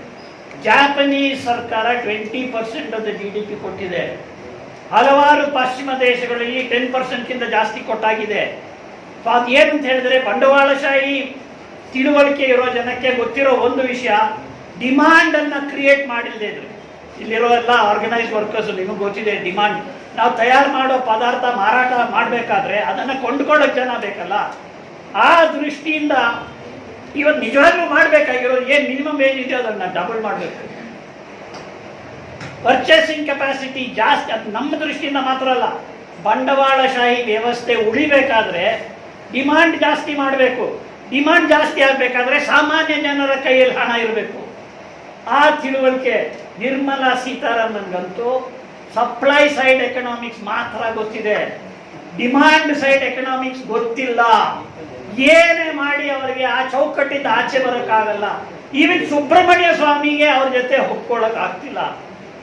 ಅಂತ ಪರಿಸ್ಥಿತಿಯಲ್ಲಿ ಒಂದು ಟ್ರಾನ್ಚ್ ಆದ ನಂತರ ಇನ್ನೊಂದು ಟ್ರಾನ್ಚ್, ಅವ್ರು ಕೊಡ್ತಿರೋ ರಿಯಾಯಿತಿಗಳೆಲ್ಲ ಬಂಡವಾಳಗಾರಿಗೆ, ಬಂಡವಾಳಶಾಹಿ ವರ್ಗಕ್ಕೆ ರಿಯಾಯಿತಿ ಕೊಟ್ಟರೆ ಅವರ ಅದನ್ನು ಬ್ಲ್ಯಾಕ್ ಮನಿಯಾಗಿ ಕನ್ವರ್ಟ್ ಮಾಡಿ ತಗೊಂಡು ಹೋಗ್ತಾರೆ, ಉತ್ಪಾದನೆ ಮಾಡಲ್ಲ. ಸೊ ಅಂಥ ಪರಿಸ್ಥಿತಿಯಲ್ಲಿ ಡಿಮಾಂಡ್ ಸೈಡ್ ಎಕನಾಮಿಕ್ಸ್ ಅನ್ನ ಅಡ್ರೆಸ್ ಮಾಡಬೇಕಾದ್ರೆ ಈ labour law reform is the opposite of addressing the real economic issue of the country. ಇವರು ಎಷ್ಟೇ ಮಾಡ್ಕೊಂಡು ಹೋಗ್ಲಿ, ನಮ್ಮ ದೇಶದ ಆರ್ಥಿಕ ಬಿಕ್ಕಟ್ಟು ಈ ಅಪ್ರೋಚ್ ಇಂದ ಮುಗಿಯಲ್ಲ ಎಂಬುದು ಬಹಳ ಸ್ಪಷ್ಟವಾಗಿ ಇವತ್ತು ಕಂಡು ಬರುತ್ತಿದೆ. ಪ್ರಪಂಚದ ಹಲವಾರು ಕಡೆಗಳಲ್ಲಿ ಬಂಡವಾಳಶಾಹಿ ದೇಶಗಳು ಇದನ್ನು ತಿಳ್ಕೊಂಡಿದ್ದಾರೆ. ಸರಿ, ನಾನೀಗ IR ಬಿಲ್ಗೆ ಬಂದ್ಬಿಡ್ತೀನಿ. ಅದರಲ್ಲಿ ಮುಖ್ಯವಾದ ಅಂಶಗಳಿಗೆ ಬರ್ತೀನಿ. ಮೊದಲನೇ ಬಾರಿಗೆ ನಮ್ಮ ದೇಶದ ಇತಿಹಾಸದಲ್ಲಿ ಇನ್ನು ಮುಂದೆ ಕಾನೂನಿನ ಚೌಕಟ್ಟು ಒಳಗೆ ಸ್ಟ್ರೈಕ್ ಮಾಡಂಗಿಲ್ಲ. There can be no legal strike in India. ಜನ ಗೊತ್ತಿಲ್ಲ ಇದರ ಬಗ್ಗೆ. ಈವನ್ ಪಾರ್ಲಿಮೆಂಟರಿ ಕಮಿಟಿಯಲ್ಲೂ ಸಹ that's a sadness of the quality of the parliamentary committee. ಈ ಪಾಯಿಂಟ್ ಅನ್ನು ಗಮನಿಸಲಿಲ್ಲ ಅವರು. That under the new law there can be no legal strike. ಪ್ರಪಂಚದಲ್ಲಿ ಬೇರೆ ಯಾವ ದೇಶದಲ್ಲಿ ಲೀಗಲ್ ಸ್ಟ್ರೈಕ್ ಅನ್ನ ಬ್ಯಾನ್ ಮಾಡಿದ್ದಾರೆ ಅಂತ ನಾವು ನೋಡಬೇಕು. ಬಹುಶಃ ಸೌದಿ ಅರೇಬಿಯಾದಲ್ಲಿ ಇರ್ಬೋದು, ಲೀಗಲ್ ಸ್ಟ್ರೈಕ್ ಮಾಡೋಕ್ಕಾಗಲ್ಲ. ಸೊ ನಾವು ಆ ಕ್ಯಾಟಗರಿಗೆ ಬಂದಿದ್ದೀವಿ. ಕಾರಣ ಏನಂತ ಹೇಳಿದ್ರೆ, ಪಬ್ಲಿಕ್ ಯುಟಿಲಿಟಿ ಮತ್ತು ನಾನ್ ಪಬ್ಲಿಕ್ ಯುಟಿಲಿಟಿಯನ್ನ ಒಂದೇ ಸಮಾನಕ್ಕೆ ತಂದಿದ್ದಾರೆ. ಹಿಂದೇನು ಪಬ್ಲಿಕ್ ಯುಟಿಲಿಟಿಯಲ್ಲಿ ಸ್ಟ್ರೈಕ್ ನೋಟಿಸ್ ಬೇಕಿತ್ತು, ನಾನ್ ಪಬ್ಲಿಕ್ ಯುಟಿಲಿಟಿಯಲ್ಲಿ ಸ್ಟ್ರೈಕ್ ನೋಟಿಸ್ ಬೇಕಿರಲಿಲ್ಲ. ಆದರೂ ಹಲವಾರು ಕಡೆ ನಾವು ಸ್ಟ್ರೈಕ್ ನೋಟಿಸ್ ಕೊಟ್ಕೊಂಡೇ ಮಾಡ್ತಿದ್ದದ್ದು. ಸ್ಟ್ರೈಕ್ ನೋಟಿಸಿನ ವೆಪನ್ ಅನ್ನ ಯೂಸ್ ಮಾಡೋದು ಯಾತಕ್ಕಂತ ಹೇಳಿದ್ರೆ, ಆ ಒಂದು 10-12 ದಿನದಲ್ಲಿ ಮಾಲೀಕರಿಗೆ ಭಯ ಬಂದು ನಮ್ಮ ಜೊತೆ ಮಾತಾಡಿ ಒಪ್ಪಂದ ಮಾಡ್ಕೊಂಡ್ರೆ ಸಂತೋಷ. No trade union leader likes or enjoys going on strike. Last weapon ಆಗಿ ಯೂಸ್ ಮಾಡ್ತೀವಿ. ಅದನ್ನ ಇವತ್ತು ಅವ್ರು ಹೇಳೋದೇನಂತ ಹೇಳಿದ್ರೆ, ಒಂದು ವೇಳೆ ನೀವು ಇಲ್ಲೀಗಲ್ ಸ್ಟ್ರೈಕ್ ಮಾಡಿದ್ರೆ, ಇಲ್ಲೀಗಲ್ ಸ್ಟ್ರೈಕ್ ಅಲ್ಲದೆ ಬೇರೆ ಸ್ಟ್ರೈಕ್ ಮಾಡಂಗಿಲ್ಲ, all strikes will be illegal. ಕಾರಣ ನೋಟಿಸ್ ಕೊಟ್ಟಿದ ತಕ್ಷಣ ಕನ್ಸಿಲಿಯೇಷನ್ ಪ್ರಾರಂಭ ಆಗುತ್ತೆ. ಕನ್ಸಿಲಿಯೇಷನ್ ಪ್ರಾರಂಭ ಆದರೆ ಪೆಂಡೆನ್ಸಿ ಇದ್ರೆ you can go on strike. So there can be no legal strike in India. ಒಂದು ವೇಳೆ ನೀವು ಸ್ಟ್ರೈಕ್ ಮಾಡಿದ್ರೆ ಯೂನಿಯನ್ನ ಡಿರಿಜಿಸ್ಟ್ರೇಷನ್ ಮಾಡ್ಬೋದು. I think these are the 2 most important elements. ಮತ್ತೆ ಕಲೆಕ್ಟಿವ್ ಬಾರ್ಗೇನಿಂಗ್, ನಾವೆಲ್ಲ ಸಾಕಷ್ಟು ಸಾಮೂಹಿಕ ಚೌಕಾಸಿ ಮಾಡಿ ಒಪ್ಪಂದಗಳು ಮಾಡಿರೋರು. ಬೆಂಗಳೂರಲ್ಲೇ ನೂರಾರು AITUC, CITU, HMS, INTUC, BMSನವ್ರು ಬಂದು ನೆಗೋಷಿಯೇಟಿಂಗ್ ಟೇಬಲ್ ಮೇಲೆ ಕೂರೋರು. 10 ಜನ ಮೆಂಬರ್ಸ್ ಇದ್ರೂ ಅವರು BMSನವರು ಒಂದು ಯೂನಿಯನ್ ರಿಜಿಸ್ಟರ್ ಮಾಡ್ಕೊಳ್ಳೋರು. ಆದರೆ ಅವ್ರಿಗಿರೋ ನಂಬರ್ ಆಫ್ ಯೂನಿಯನ್ ಬಹುಶಃ ನಮಗಿಂತ ಜಾಸ್ತಿ. ನಂಬರ್ ಆಫ್ ಮೆಂಬರ್ಸ್ ಬಿಟ್ಬಿಡಿ, ಅದು ಬೇರೆ ಲೆಕ್ಕ. ಅದಕ್ಕೆ ನಾ ವಿಷಯಕ್ಕೆ ನಾನು ಹೋಗಲ್ಲ. ಆದರೆ ಬ್ಯಾಂಗ್ಳೂರು ಸಿಟಿಯಲ್ಲಿ ನೋಡ್ರಿ ಎಲ್ಲಕ್ಕಿಂತ ಉತ್ತಮವಾದ ಫ್ಯಾಕ್ಟ್ರಿಗಳು ಯಾವುದಿದ್ದು ಅಂತ. ಸೂರಿ ಭವನದಲ್ಲಿ ಕುಂತಿದ್ದೀರಾ, ಸೂರಿ ಅವ್ರು ಮಾಡಿರುವಷ್ಟು ಕಲೆಕ್ಟಿವ್ ಬಾರ್ಗೇನಿಂಗ್, BJK ಅವ್ರು ಮಾಡಿರುವಷ್ಟು ಕಲೆಕ್ಟಿವ್ ಬಾರ್ಗೇನಿಂಗ್, ನಾವೆಲ್ಲ ಸೇರಿ ಬಹಳ ಒಪ್ಪಂದಗಳನ್ನು ಮಾಡಿದ್ದೀವಿ. ಆ ಎಲ್ಲ ಫ್ಯಾಕ್ಟ್ರಿಗಳು ಚೆಂದಾಗಿ ನಡೆಯೋ ಫ್ಯಾಕ್ಟ್ರಿಗಳು. ಚೆಂದಾಗಿ ನಡೆಯೋದಂದ್ರೆ ಮಾಲೀಕರ ದೃಷ್ಟಿಯಿಂದ ಲಾಭ ಪಡೆದಿರೋ ಫ್ಯಾಕ್ಟ್ರಿಗಳು. ಹೆಚ್ಚು ಕಡಿಮೆ ಅಂತ ಎಲ್ಲ ಕಡೆಗಳಲ್ಲಿ 20% ಬೋನಸ್ ತಗೋತಿದ್ದು, ಕೆಲವು ಕಡೆ 20%ಗಿಂತ ಎಕ್ಸಸ್ಸೇ ತಗೊಂಡಿದ್ದೀರಿ. ಅದು ಸ್ವಲ್ಪ ಬೇರೆ ವಿಷಯ, ಅದನ್ನ ಮಾತಾಡಕ್ಕೆ ಹೋಗಲ್ಲ. ಅಂದ್ರೆ ಲಾಭಕ್ಕೇನು ಕೊರತೆ ಇರಲಿಲ್ಲ. ಆ ಲಾಭ ಸಿಕ್ಬೇಕಾದ್ರೆ ಸಾಮೂಹಿಕ ಚೌಕಾಸಿ ಅದಕ್ಕೆ ಕಾರಣ. ನಿಜವಾದ ಸೆಲ್ಫ್ ರಿಲಯನ್ಸ್ ಬೇಕಾದ್ರೆ ವರ್ಕರಿನ ವಾಲಂಟರಿ ಕೋಆಪರೇಷನ್ ಬೇಕು. ಫೋರ್ಸ್ಡ್ ಲೇಬರ್ ಅನ್ನ ಇಟ್ಕೊಂಡು ಸೆಲ್ಫ್ ರಿಲಯನ್ಸ್ ಮಾಡೋಕ್ಕಾಗಲ್ಲ. ಪ್ರೊಡಕ್ಟಿವಿಟಿ ಬರಬೇಕಾದ್ರೆ ಆ ವರ್ಕರ್ಗೆ ಹೌದು ನಾನು ಏನೋ ಚಂದ ಕೆಲಸ ಮಾಡಿದ್ರೆ ನನಗೂ ಇದರಿಂದ ಪ್ರಯೋಜನ ಸಿಕ್ಕುತ್ತೆ ಅಂತ ಒಂದು ತಿಳುವಳಿಕೆ ಅವನಿಗೆ ಬರಬೇಕು. ಹಲವಾರು ಸಂದರ್ಭದಲ್ಲಿ ನಾವು ಪ್ರೊಡಕ್ಟಿವಿಟಿಯನ್ನ ಫೈಟ್ ಮಾಡಿದ್ದೀವಿ. ಆದರೆ ಒಟ್ಟಾರೆ ನೋಡಿದ್ರೆ ವಿಶೇಷವಾಗಿ ಪಬ್ಲಿಕ್ ಸೆಕ್ಟರ್ ಅಲ್ಲಿ ಪ್ರೊಡಕ್ಟಿವಿಟಿ ಬೇಕು ಎಂಬ ವಾದಗಳು ನಡೆದಿದೆ. ಅದು ಹೆಂಗೆ ಇರಲಿ, ಒಟ್ಟಾರೆ ಕಲೆಕ್ಟಿವ್ ಬಾರ್ಗೇನಿಂಗ್ ಬೆಂಗಳೂರಲ್ಲಿರುವ ಮುಖ್ಯ ಫ್ಯಾಕ್ಟರಿಗಳ ಪಟ್ಟಿ ತಗೊಂಡು ನೋಡ್ರಿ, ಒಳ್ಳೆ ಸೆಟಲ್ಮೆಂಟ್ಸ್ ಆಗಿದೆ. ಒಂದಲ್ಲ, 4, 5, 6, ಕೆಲವು ಕಡೆ 10 ಸೆಟಲ್ಮೆಂಟ್ಸ್ ಆಗಿರ್ಬೋದು. ಅಲ್ಲಿ ಈಗ ಎಂಟ್ರಿ ಪಾಯಿಂಟ್ ವೇಜು 40,000ಕ್ಕಿಂತ ಜಾಸ್ತಿ ಇದೆ. ಸೊ ಕಲೆಕ್ಟಿವ್ ಬಾರ್ಗೇನಿಂಗ್ ಬಹಳ ಅಗತ್ಯವಾಗಿರೋ ಒಂದು ವಿಷಯ. ಆ ಕಲೆಕ್ಟಿವ್ ಬಾರ್ಗೇನಿಂಗ್ ಅನ್ನ ಹೊಸ ಲೇಬರ್ ಕೋಡ್ ನೀವು ನೋಡಿ ಪರಿಶೀಲನೆ ಮಾಡಿದರೆ ಕಲೆಕ್ಟಿವ್ ಬಾರ್ಗೇನಿಂಗ್ ಅನ್ನ ಕೊಲ್ಲಿಕ್ಕೆ ಬೇಕಾಗಿರೋ ಎಲ್ಲ ಪ್ಲಾನ್ ಹಾಕೊಂಡಿದ್ದಾರೆ. ರೆಫರೆನ್ಸ್ ಎಂಬ ಒಂದು ಪದ್ಧತಿ ಇತ್ತಲ್ಲ, ಡಿಸ್ಪ್ಯೂಟ್ ಅನ್ನ ಸರ್ಕಾರ ರೆಫರ್ ಮಾಡಬಹುದು ಅಡ್ಜುಡಿಕೇಶನ್ಗೆ, ಲೇಬರ್ ಕೋರ್ಟ್ಗೂ ಟ್ರೈಬ್ಯುನಲ್ಗೆ. ಆ ಪದ್ಧತಿಯನ್ನ ಕಿತ್ತಾಕಿದ್ದಾರೆ. ಆ ಜಾಗದಲ್ಲಿ ಆರ್ಬಿಟ್ರೇಷನ್ ಮಹತ್ವ ಕೊಡ್ತಿದ್ದಾರೆ. ಆರ್ಬಿಟ್ರೇಷನ್ ಅಂದ್ರೆ ಡಿಸ್ಪ್ಯೂಟ್ ಸೆಟಲ್ಮೆಂಟ್ ಸಹ ಪ್ರೈವೇಟೈಸೇಷನ್ ಮಾಡಿರ್ತಾರ. ಸೊ ಅದೇನೆ ಇವ್ರಿಗೆ ಬೇಕಾಗಿರೋದು. ಆ ಪ್ರೈವೇಟೈಸೇಷನ್ ವಿಷಯವನ್ನ ತರಲಿಕ್ಕೆ ಪ್ರಯತ್ನ ಮಾಡಿದ್ದಾರೆ. ಮೊದಲನೇ ಡ್ರಾಫ್ಟ್ ಅಲ್ಲಿ ಇರಲಿಲ್ಲ ಇನ್ನೊಂದು ವಿಷಯ, ಅದೇನಂತ ಹೇಳಿದ್ರೆ ರೆಕಗ್ನಿಷನ್ ಆಫ್ ಟ್ರೇಡ್ ಯೂನಿಯನ್. ಈಗ ಅದನ್ನ ತಂದಿದ್ದಾರೆ, ರೆಕಗ್ನಿಷನ್ ಆಫ್ ಟ್ರೇಡ್ ಯೂನಿಯನ್ ಅನ್ನ ತಂದಿದ್ದಾರೆ. ಭಾರತ ದೇಶದಲ್ಲಿ ಹಲವಾರು ಕಡೆಗಳಲ್ಲಿ ನಾವು ಪಡ್ಕೊಂಡಿರೋ ಹಕ್ಕು ಕಾನೂನಲ್ಲಿ ಇಲ್ಲದೆ ಇದ್ರೂ ಸಹ ಸೆಟಲ್ಮೆಂಟ್ ಮುಖಾಂತರ ಬೆಂಗಳೂರಲ್ಲಿ ಎಷ್ಟು ಫ್ಯಾಕ್ಟ್ರಿಗಳಲ್ಲಿ ನಾವು ರೆಕಗ್ನಿಷನ್ ಮಾಡಿಸ್ಕೊಂಡಿಲ್ಲ. ಯಾವ ರೀತಿ? Not because of the trade union act, industrial disputes act ಅನ್ನ ಉಪಯೋಗಿಸ್ಕೊಂಡು ಅದರ ಬಗ್ಗೆನೂ ಮಾಲೀಕರ ಚೌಕಾಸಿ ಮಾಡಿ ಹಲವಾರು ಕಡೆ ಸೀಕ್ರೆಟ್ ಬ್ಯಾಲೆಟ್ ಮಾಡಿಕೊಂಡು ನಾವು ನೆಗೋಷಿಯೇಷನ್ ಮಾಡಿಲ್ವಾ? ಆದರೆ ಈಗ ರೆಕಗ್ನಿಷನ್ ಒಪ್ಕೊಂಡಿದ್ದಾರೆ, ಸೀಕ್ರೆಟ್ ಬ್ಯಾಲೆಟ್ ಅನ್ನು ಒಪ್ಪುತ್ತಾ ಇರಲಿಲ್ಲ. ಸೀಕ್ರೆಟ್ ಬ್ಯಾಲೆಟ್ ಇಲ್ಲದೆ ಇದ್ಮೇಲೆ ಯಾವ ರೀತಿ ಅದು ರೆಕಗ್ನಿಷನು? ಅದಕ್ಕೆ ಬೇರೆ 2 ವಿಧಾನಗಳಿದೆ. ಒಂದು ಚೆಕ್ ಆಫ್ ಸಿಸ್ಟಮ್, ಅಂದ್ರೆ ಮಾಲೀಕರ ರೆಕಾರ್ಡ್ಸ್ ಅನ್ನ ಹೋಗಿ ನೋಡಬೇಕು, ಯಾವ ವರ್ಕರ್ ಯಾರ ಮೆಂಬರ್ ಆಗಿದ್ದಾರೆ ಅಂತ. ಇನ್ನೊಂದು ವೆರಿಫಿಕೇಶನ್ ಮೆಥಡ್, ಅದರಲ್ಲೂ ಸಹ ನಮ್ಮ ಮೆಂಬರ್ಶಿಪ್ ರಿಜಿಸ್ಟರ್ ಅನ್ನ ನೋಡ್ಕೊಂಡು INTUC ಅವರು ಅದರಲ್ಲಿ ಎಕ್ಸ್ಪರ್ಟ್ಸು, BMS ಇವತ್ತು INTUC ನಾನು ಓವರ್ಟೇಕ್ ಮಾಡಿಬಿಟ್ಟಿದೆ. ಸೊ ರೆಕಾರ್ಡ್ಸ್ ಅನ್ನ ನೋಡಿದ್ರೆ ಅವ್ರಿಗಿರುವಷ್ಟು ಮೆಂಬರ್ಶಿಪ್ ಬೇರೆ ಯಾರಿಗೂ ಇಲ್ಲ. ಸೊ ಆ ರೀತಿಯಾದ ಪದ್ಧತಿಯನ್ನ ಎನ್ಕರೇಜ್ ಮಾಡ್ತಿದ್ದಾರೆ. ಜೊತೆಗೆ ಇನ್ನೊಂದು ಅಂಶ ತಂದಿರೋದೇನಂತ ಹೇಳಿದ್ರೆ ಸೋಲ್ ನೆಗೋಷಿಯೇಟಿಂಗ್ ಏಜೆಂಟ್. ಇವತ್ತಿರೋ ಪರಿಸ್ಥಿತಿ ಏನು? ಯಾವ್ದಾದ್ರು ಒಂದು ಫ್ಯಾಕ್ಟ್ರಿಯಲ್ಲಿ 50%ಗಿಂತ ಜಾಸ್ತಿ ಯಾವ್ದಾದ್ರು ಒಂದು ಯೂನಿಯನ್ ಬಂದ್ರೆ ಆ ಯೂನಿಯನ್ ಜೊತೆ ಚೌಕಾಸಿ ಮಾಡಬೇಕು. ಬೆಂಗಳೂರಲ್ಲಿ ನೋಡಿದ್ದೀವಿ ಎಷ್ಟೋ ಫ್ಯಾಕ್ಟ್ರಿಗಳಲ್ಲಿ. ಈಗ ಆ ಜಾಗದಲ್ಲಿ ಅವ್ರು ತರ್ತಿರೋದು 75% ಇರಬೇಕಂತೆ. ಸೋಲ್ ನೆಗೋಷಿಯೇಟಿಂಗ್ ಏಜೆಂಟ್ ಆಗಿ ಉಳಿಬೇಕಾದ್ರೆ 75% ಬೇಕಂತೆ. ಇದು ಯಾವ ಡೆಮೊಕ್ರಾಟಿಕ್ ಪ್ರಿನ್ಸಿಪಲ್ ಇದು? ಆ ಪ್ರಿನ್ಸಿಪಲ್ ಅನ್ನ ಪಾರ್ಲಿಮೆಂಟ್ಗೆ ಅಪ್ಲೈ ಮಾಡ್ರಿ ನೋಡೋಣ. 75% ವೋಟ್ ಬಿಡಿ, 75% ಮೆಂಬರ್ ಆಫ್ ಪಾರ್ಲಿಮೆಂಟ್ ಇಲ್ಲದೇನೆ ಸರ್ಕಾರ ಮಾಡಿ ಅಂತ ಹೇಳಿದ್ರೆ ಆಗುತ್ತಾ? ಈವನ್ ಈಗಿರೋ ಮೋದಿ ಸರ್ಕಾರನೂ ಆಗಲ್ಲ. 75% ವೋಟ್ ಇರುವವರು ಅಂತ ಹೇಳಿದ್ರೆ ಭಾರತ ದೇಶದಲ್ಲಿ ಆಫ್ಟರ್ ಇಂಡಿಪೆಂಡೆಂಟ್ ಒಂದು ಗವರ್ಮೆಂಟು ಆಗ್ತಾ ಇರಲಿಲ್ಲ. ಸೊ ಏನು ನಿಮ್ಮ ಡೆಮೊಕ್ರಾಟಿಕ್ ಪ್ರಿನ್ಸಿಪಲ್ ಏನು ಅಂತ ಕೇಳಬೇಕಾಗಿದ್ದ ಪರಿಸ್ಥಿತಿ ಬಂದಿದೆ. ಆದರೆ ತಡೆಯಕ್ಕಾಗಿಲ್ದೇನೆ ಅವ್ರು ಇನ್ನೊಂದು ಕೆಲಸ ಮಾಡ್ಕೊಂಡಿರೋದು ಏನಂತ ಹೇಳಿದ್ರೆ, ಒಂದು ವೇಳೆ ನೆಗೋಷಿಯೇಟಿಂಗ್ ಯೂನಿಯನ್ ಇಲ್ಲದೆ ಇದ್ರೆ, ಸೋಲ್ ನೆಗೋಷಿಯೇಟಿಂಗ್ ಏಜೆಂಟ್ ಇಲ್ಲದೆ ಇದ್ರೆ ಬಾರ್ಗೇನಿಂಗ್ ಕೌನ್ಸಿಲ್ ಇರ್ಬೋದು ಅಂತ ಹೇಳಿದ್ದಾರೆ. ಮುಂದೆ ಬಾರ್ಗೇನಿಂಗ್ ಕೌನ್ಸಿಲ್ ಇಟ್ಕೊಂಡು ಹೋರಾಟ ಯಾವ ರೀತಿ ಮಾಡಬೇಕು ಅಂತ ನಮಗೆಲ್ಲ ಗೊತ್ತಿದೆ, ಮಾಡಿದ್ದೀವಿ. ನಮ್ಮ ಎಲ್ಲ ಪಬ್ಲಿಕ್ ಸೆಕ್ಟರಲ್ಲಿ DL ಅಲ್ಲಿ VGK ನಾಯರ್ ಅವರು ಇದ್ರು. ಆ ನೆಗೋಷಿಯೇಟಿಂಗ್ ಕೌನ್ಸಿಲ್ ಅಲ್ಲಿ AITUC, CITU, PMS, HMS, INTUC ನಾವೆಲ್ಲ ಡಾಕ್ಟರ್ ಪಾಂಡೆ ಅವರು ಬರೋರು ಬೆಂಗಳೂರಿಗೆ ಕಲೆಕ್ಟಿವ್ ಬಾರ್ಗೇನಿಂಗಿಗೆ, ನಾವೆಲ್ಲ ಅವ್ರ ಜೊತೆ ಕುಂತು ನಾವು ಕಲೆಕ್ಟಿವ್ ಬಾರ್ಗೇನಿಂಗ್ ಮಾಡ್ತಿದ್ದೋ. ಅದು ಬಾರ್ಗೇನಿಂಗ್ ಕೌನ್ಸಿಲ್ ಅದು. ಅದನ್ನು I have no serious objection about the bargaining council. ಆದರೆ ಅವ್ರಿಗೆ ಅದ್ರ ಮೇಲೂ ಅನುಮಾನ ಬಂದ್ಬಿಟ್ಟಿದೆಯೇನೋ, ಒಳಗಿಂದ ಏನೋ ಟೀಕೆ ಬಂದಿರ್ಬೋದು. ಅದರಿಂದ ಇಂಡಸ್ಟ್ರಿಯಲ್ ರಿಲೇಷನ್ಸ್ ಕೋಡ್ ಆಚೆಗೆ ಬರ್ತಿಲ್ಲ. ಅದ್ರ ಬಗ್ಗೆ ಇನ್ನೇನಾಗುತ್ತೆ ಅಂತ ನಾವು ನೋಡಬೇಕು. ಸೊ ಮುಖ್ಯವಾದ ವಿಷಯಗಳು ಇದು ಅಂತ ನಾನು ತಿಳ್ಕೊಂಡಿದ್ದೀನಿ. ಜೊತೆಗೆ industrial employment standing orders act ಅನ್ನ ತಗೊಂಡ್ರೆ ಫಿಕ್ಸ್ಡ್ ಟರ್ಮ್ ಕಾಂಟ್ರಾಕ್ಟ್ ಅಂತ ಹೊಸ ಪದ್ಧತಿ. ಫಿಕ್ಸ್ಡ್ ಟರ್ಮ್ ಕಾಂಟ್ರಾಕ್ಟ್ ಅಂತ ಹೇಳಿದ್ರೆ ಏನು? ಹೈಯರ್ ಅಂಡ್ ಫೈರ್ ಅಂದ್ರೆ ನಮಗೆ ಗೊತ್ತಿದೆ, ಯಾವ ಬೇಕಾದ್ರೂ ಮನೆಗೆ ಕಳಿಸ್ಬೋದು ಅಂತ. ಈಗ ಹೊಸ ವಿಧಾನ ಏನಂತ ಹೇಳಿದ್ರೆ ಹೈರು ಮತ್ತು ಫೈರ್ ಜೊತೆಗೆ ಮಾಡುವುದು.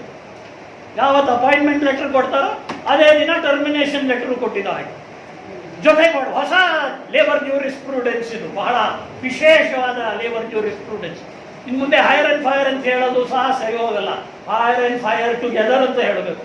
ಸೊ ಆ ಪದ್ಧತಿಯನ್ನು ಸಹ ಇವತ್ತು ಅದನ್ನ ತರಲಿಕ್ಕೆ ಸಿದ್ಧರಾಗಿದ್ದಾರೆ.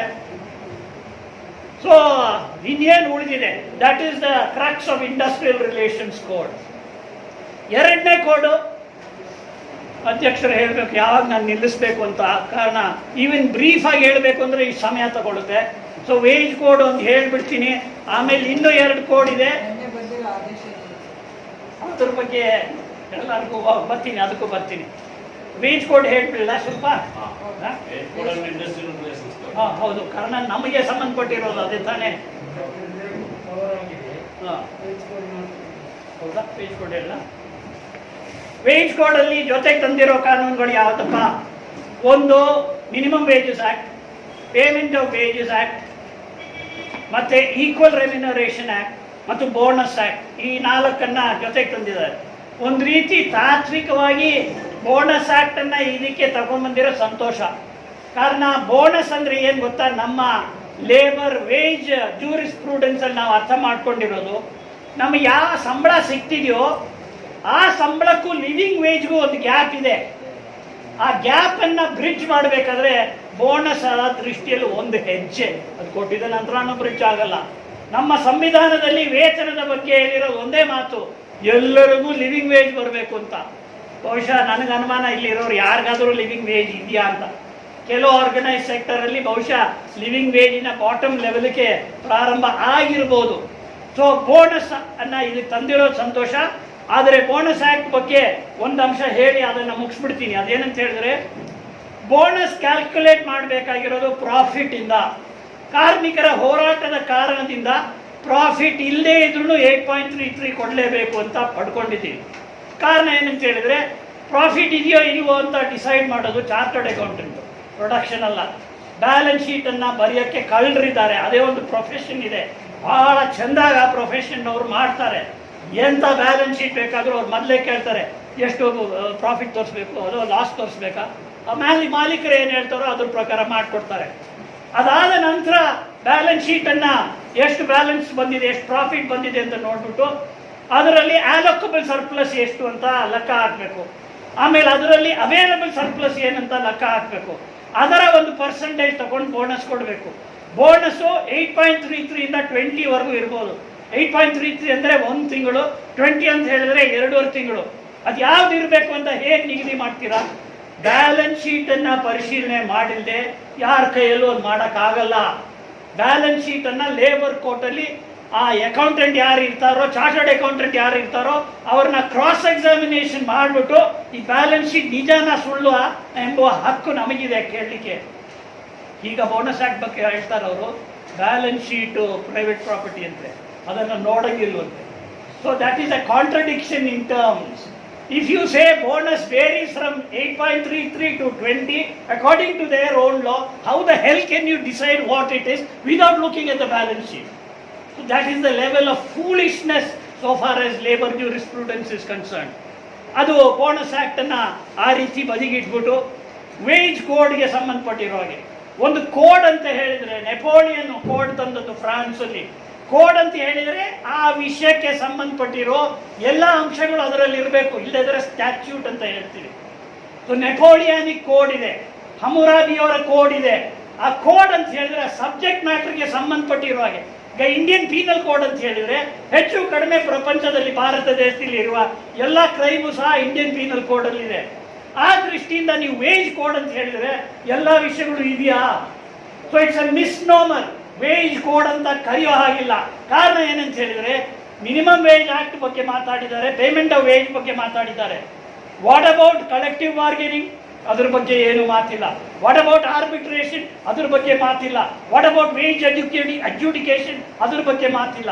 ಆದ್ರಿಂದ ವೇಜ್ ಕೋಡ್ ಅಂತ ಈ ಹೆಸರು ಇಡೋದೇನೆ ಅದು ಮಿಸ್ನೋಮರ್ ಅಥವಾ ರಾಂಗ್ ಟೈಟಲ್ ಅನ್ನ ಇಟ್ಟಿದ್ದಾರೆ.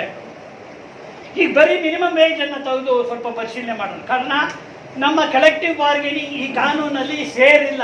ಅದನ್ನ ಇಂಡಸ್ಟ್ರಿಯಲ್ ರಿಲೇಷನ್ಸ್ ಆಕ್ಟ್ ಮುಖಾಂತರ ಕವರ್ ಮಾಡೋಕ್ಕೆ ಪ್ರಯತ್ನ ಮಾಡಿದ್ದಾರೆ, ಕಲೆಕ್ಟಿವ್ ಬಾರ್ಗೇನಿಂಗ್ ಅನ್ನ ನಾಶ ಮಾಡಲಿಕ್ಕೆ. ಆದರೆ ವೇಜ್ ಕೋಡ್ ಅಲ್ಲಿ ಅದಕ್ಕೆ ಸಂಬಂಧಪಟ್ಟಿರೋ ಅಂಶಗಳು ಏನೂ ಇಲ್ಲ. ಕಲೆಕ್ಟಿವ್ ಬಾರ್ಗೇನಿಂಗ್ ಮಾಡೋ ಜನ ಈ ಬಹುಶಃ ಈ ಹಾಲಲ್ಲಿ ಕುಂತಿರೋ ಎಲ್ಲ ಯೂನಿಯನ್ನವರು ಆ ಗ್ರೂಪ್ನವರು ಅಂತ ನಾನು ತಿಳ್ಕೊಂಡಿದ್ದೀನಿ.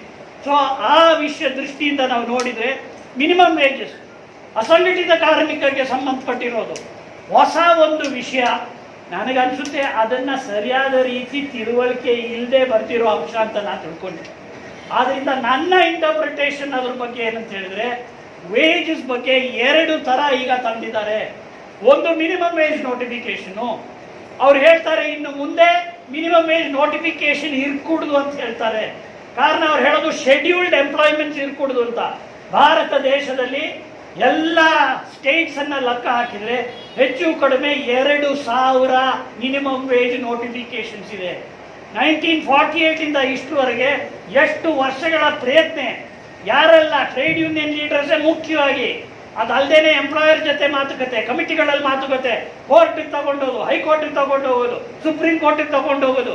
ಸೊ ಒಂದು ವೇಜ್ ಜೂರಿಸ್ ಪ್ರೂಡೆನ್ಸ್ ಅನ್ನ ಭಾರತ ದೇಶದಲ್ಲಿ 70 ವರ್ಷಕ್ಕಿಂತ ಜಾಸ್ತಿಯಿಂದ ಪಡ್ಕೊಂಡಿದ್ದೀವಿ.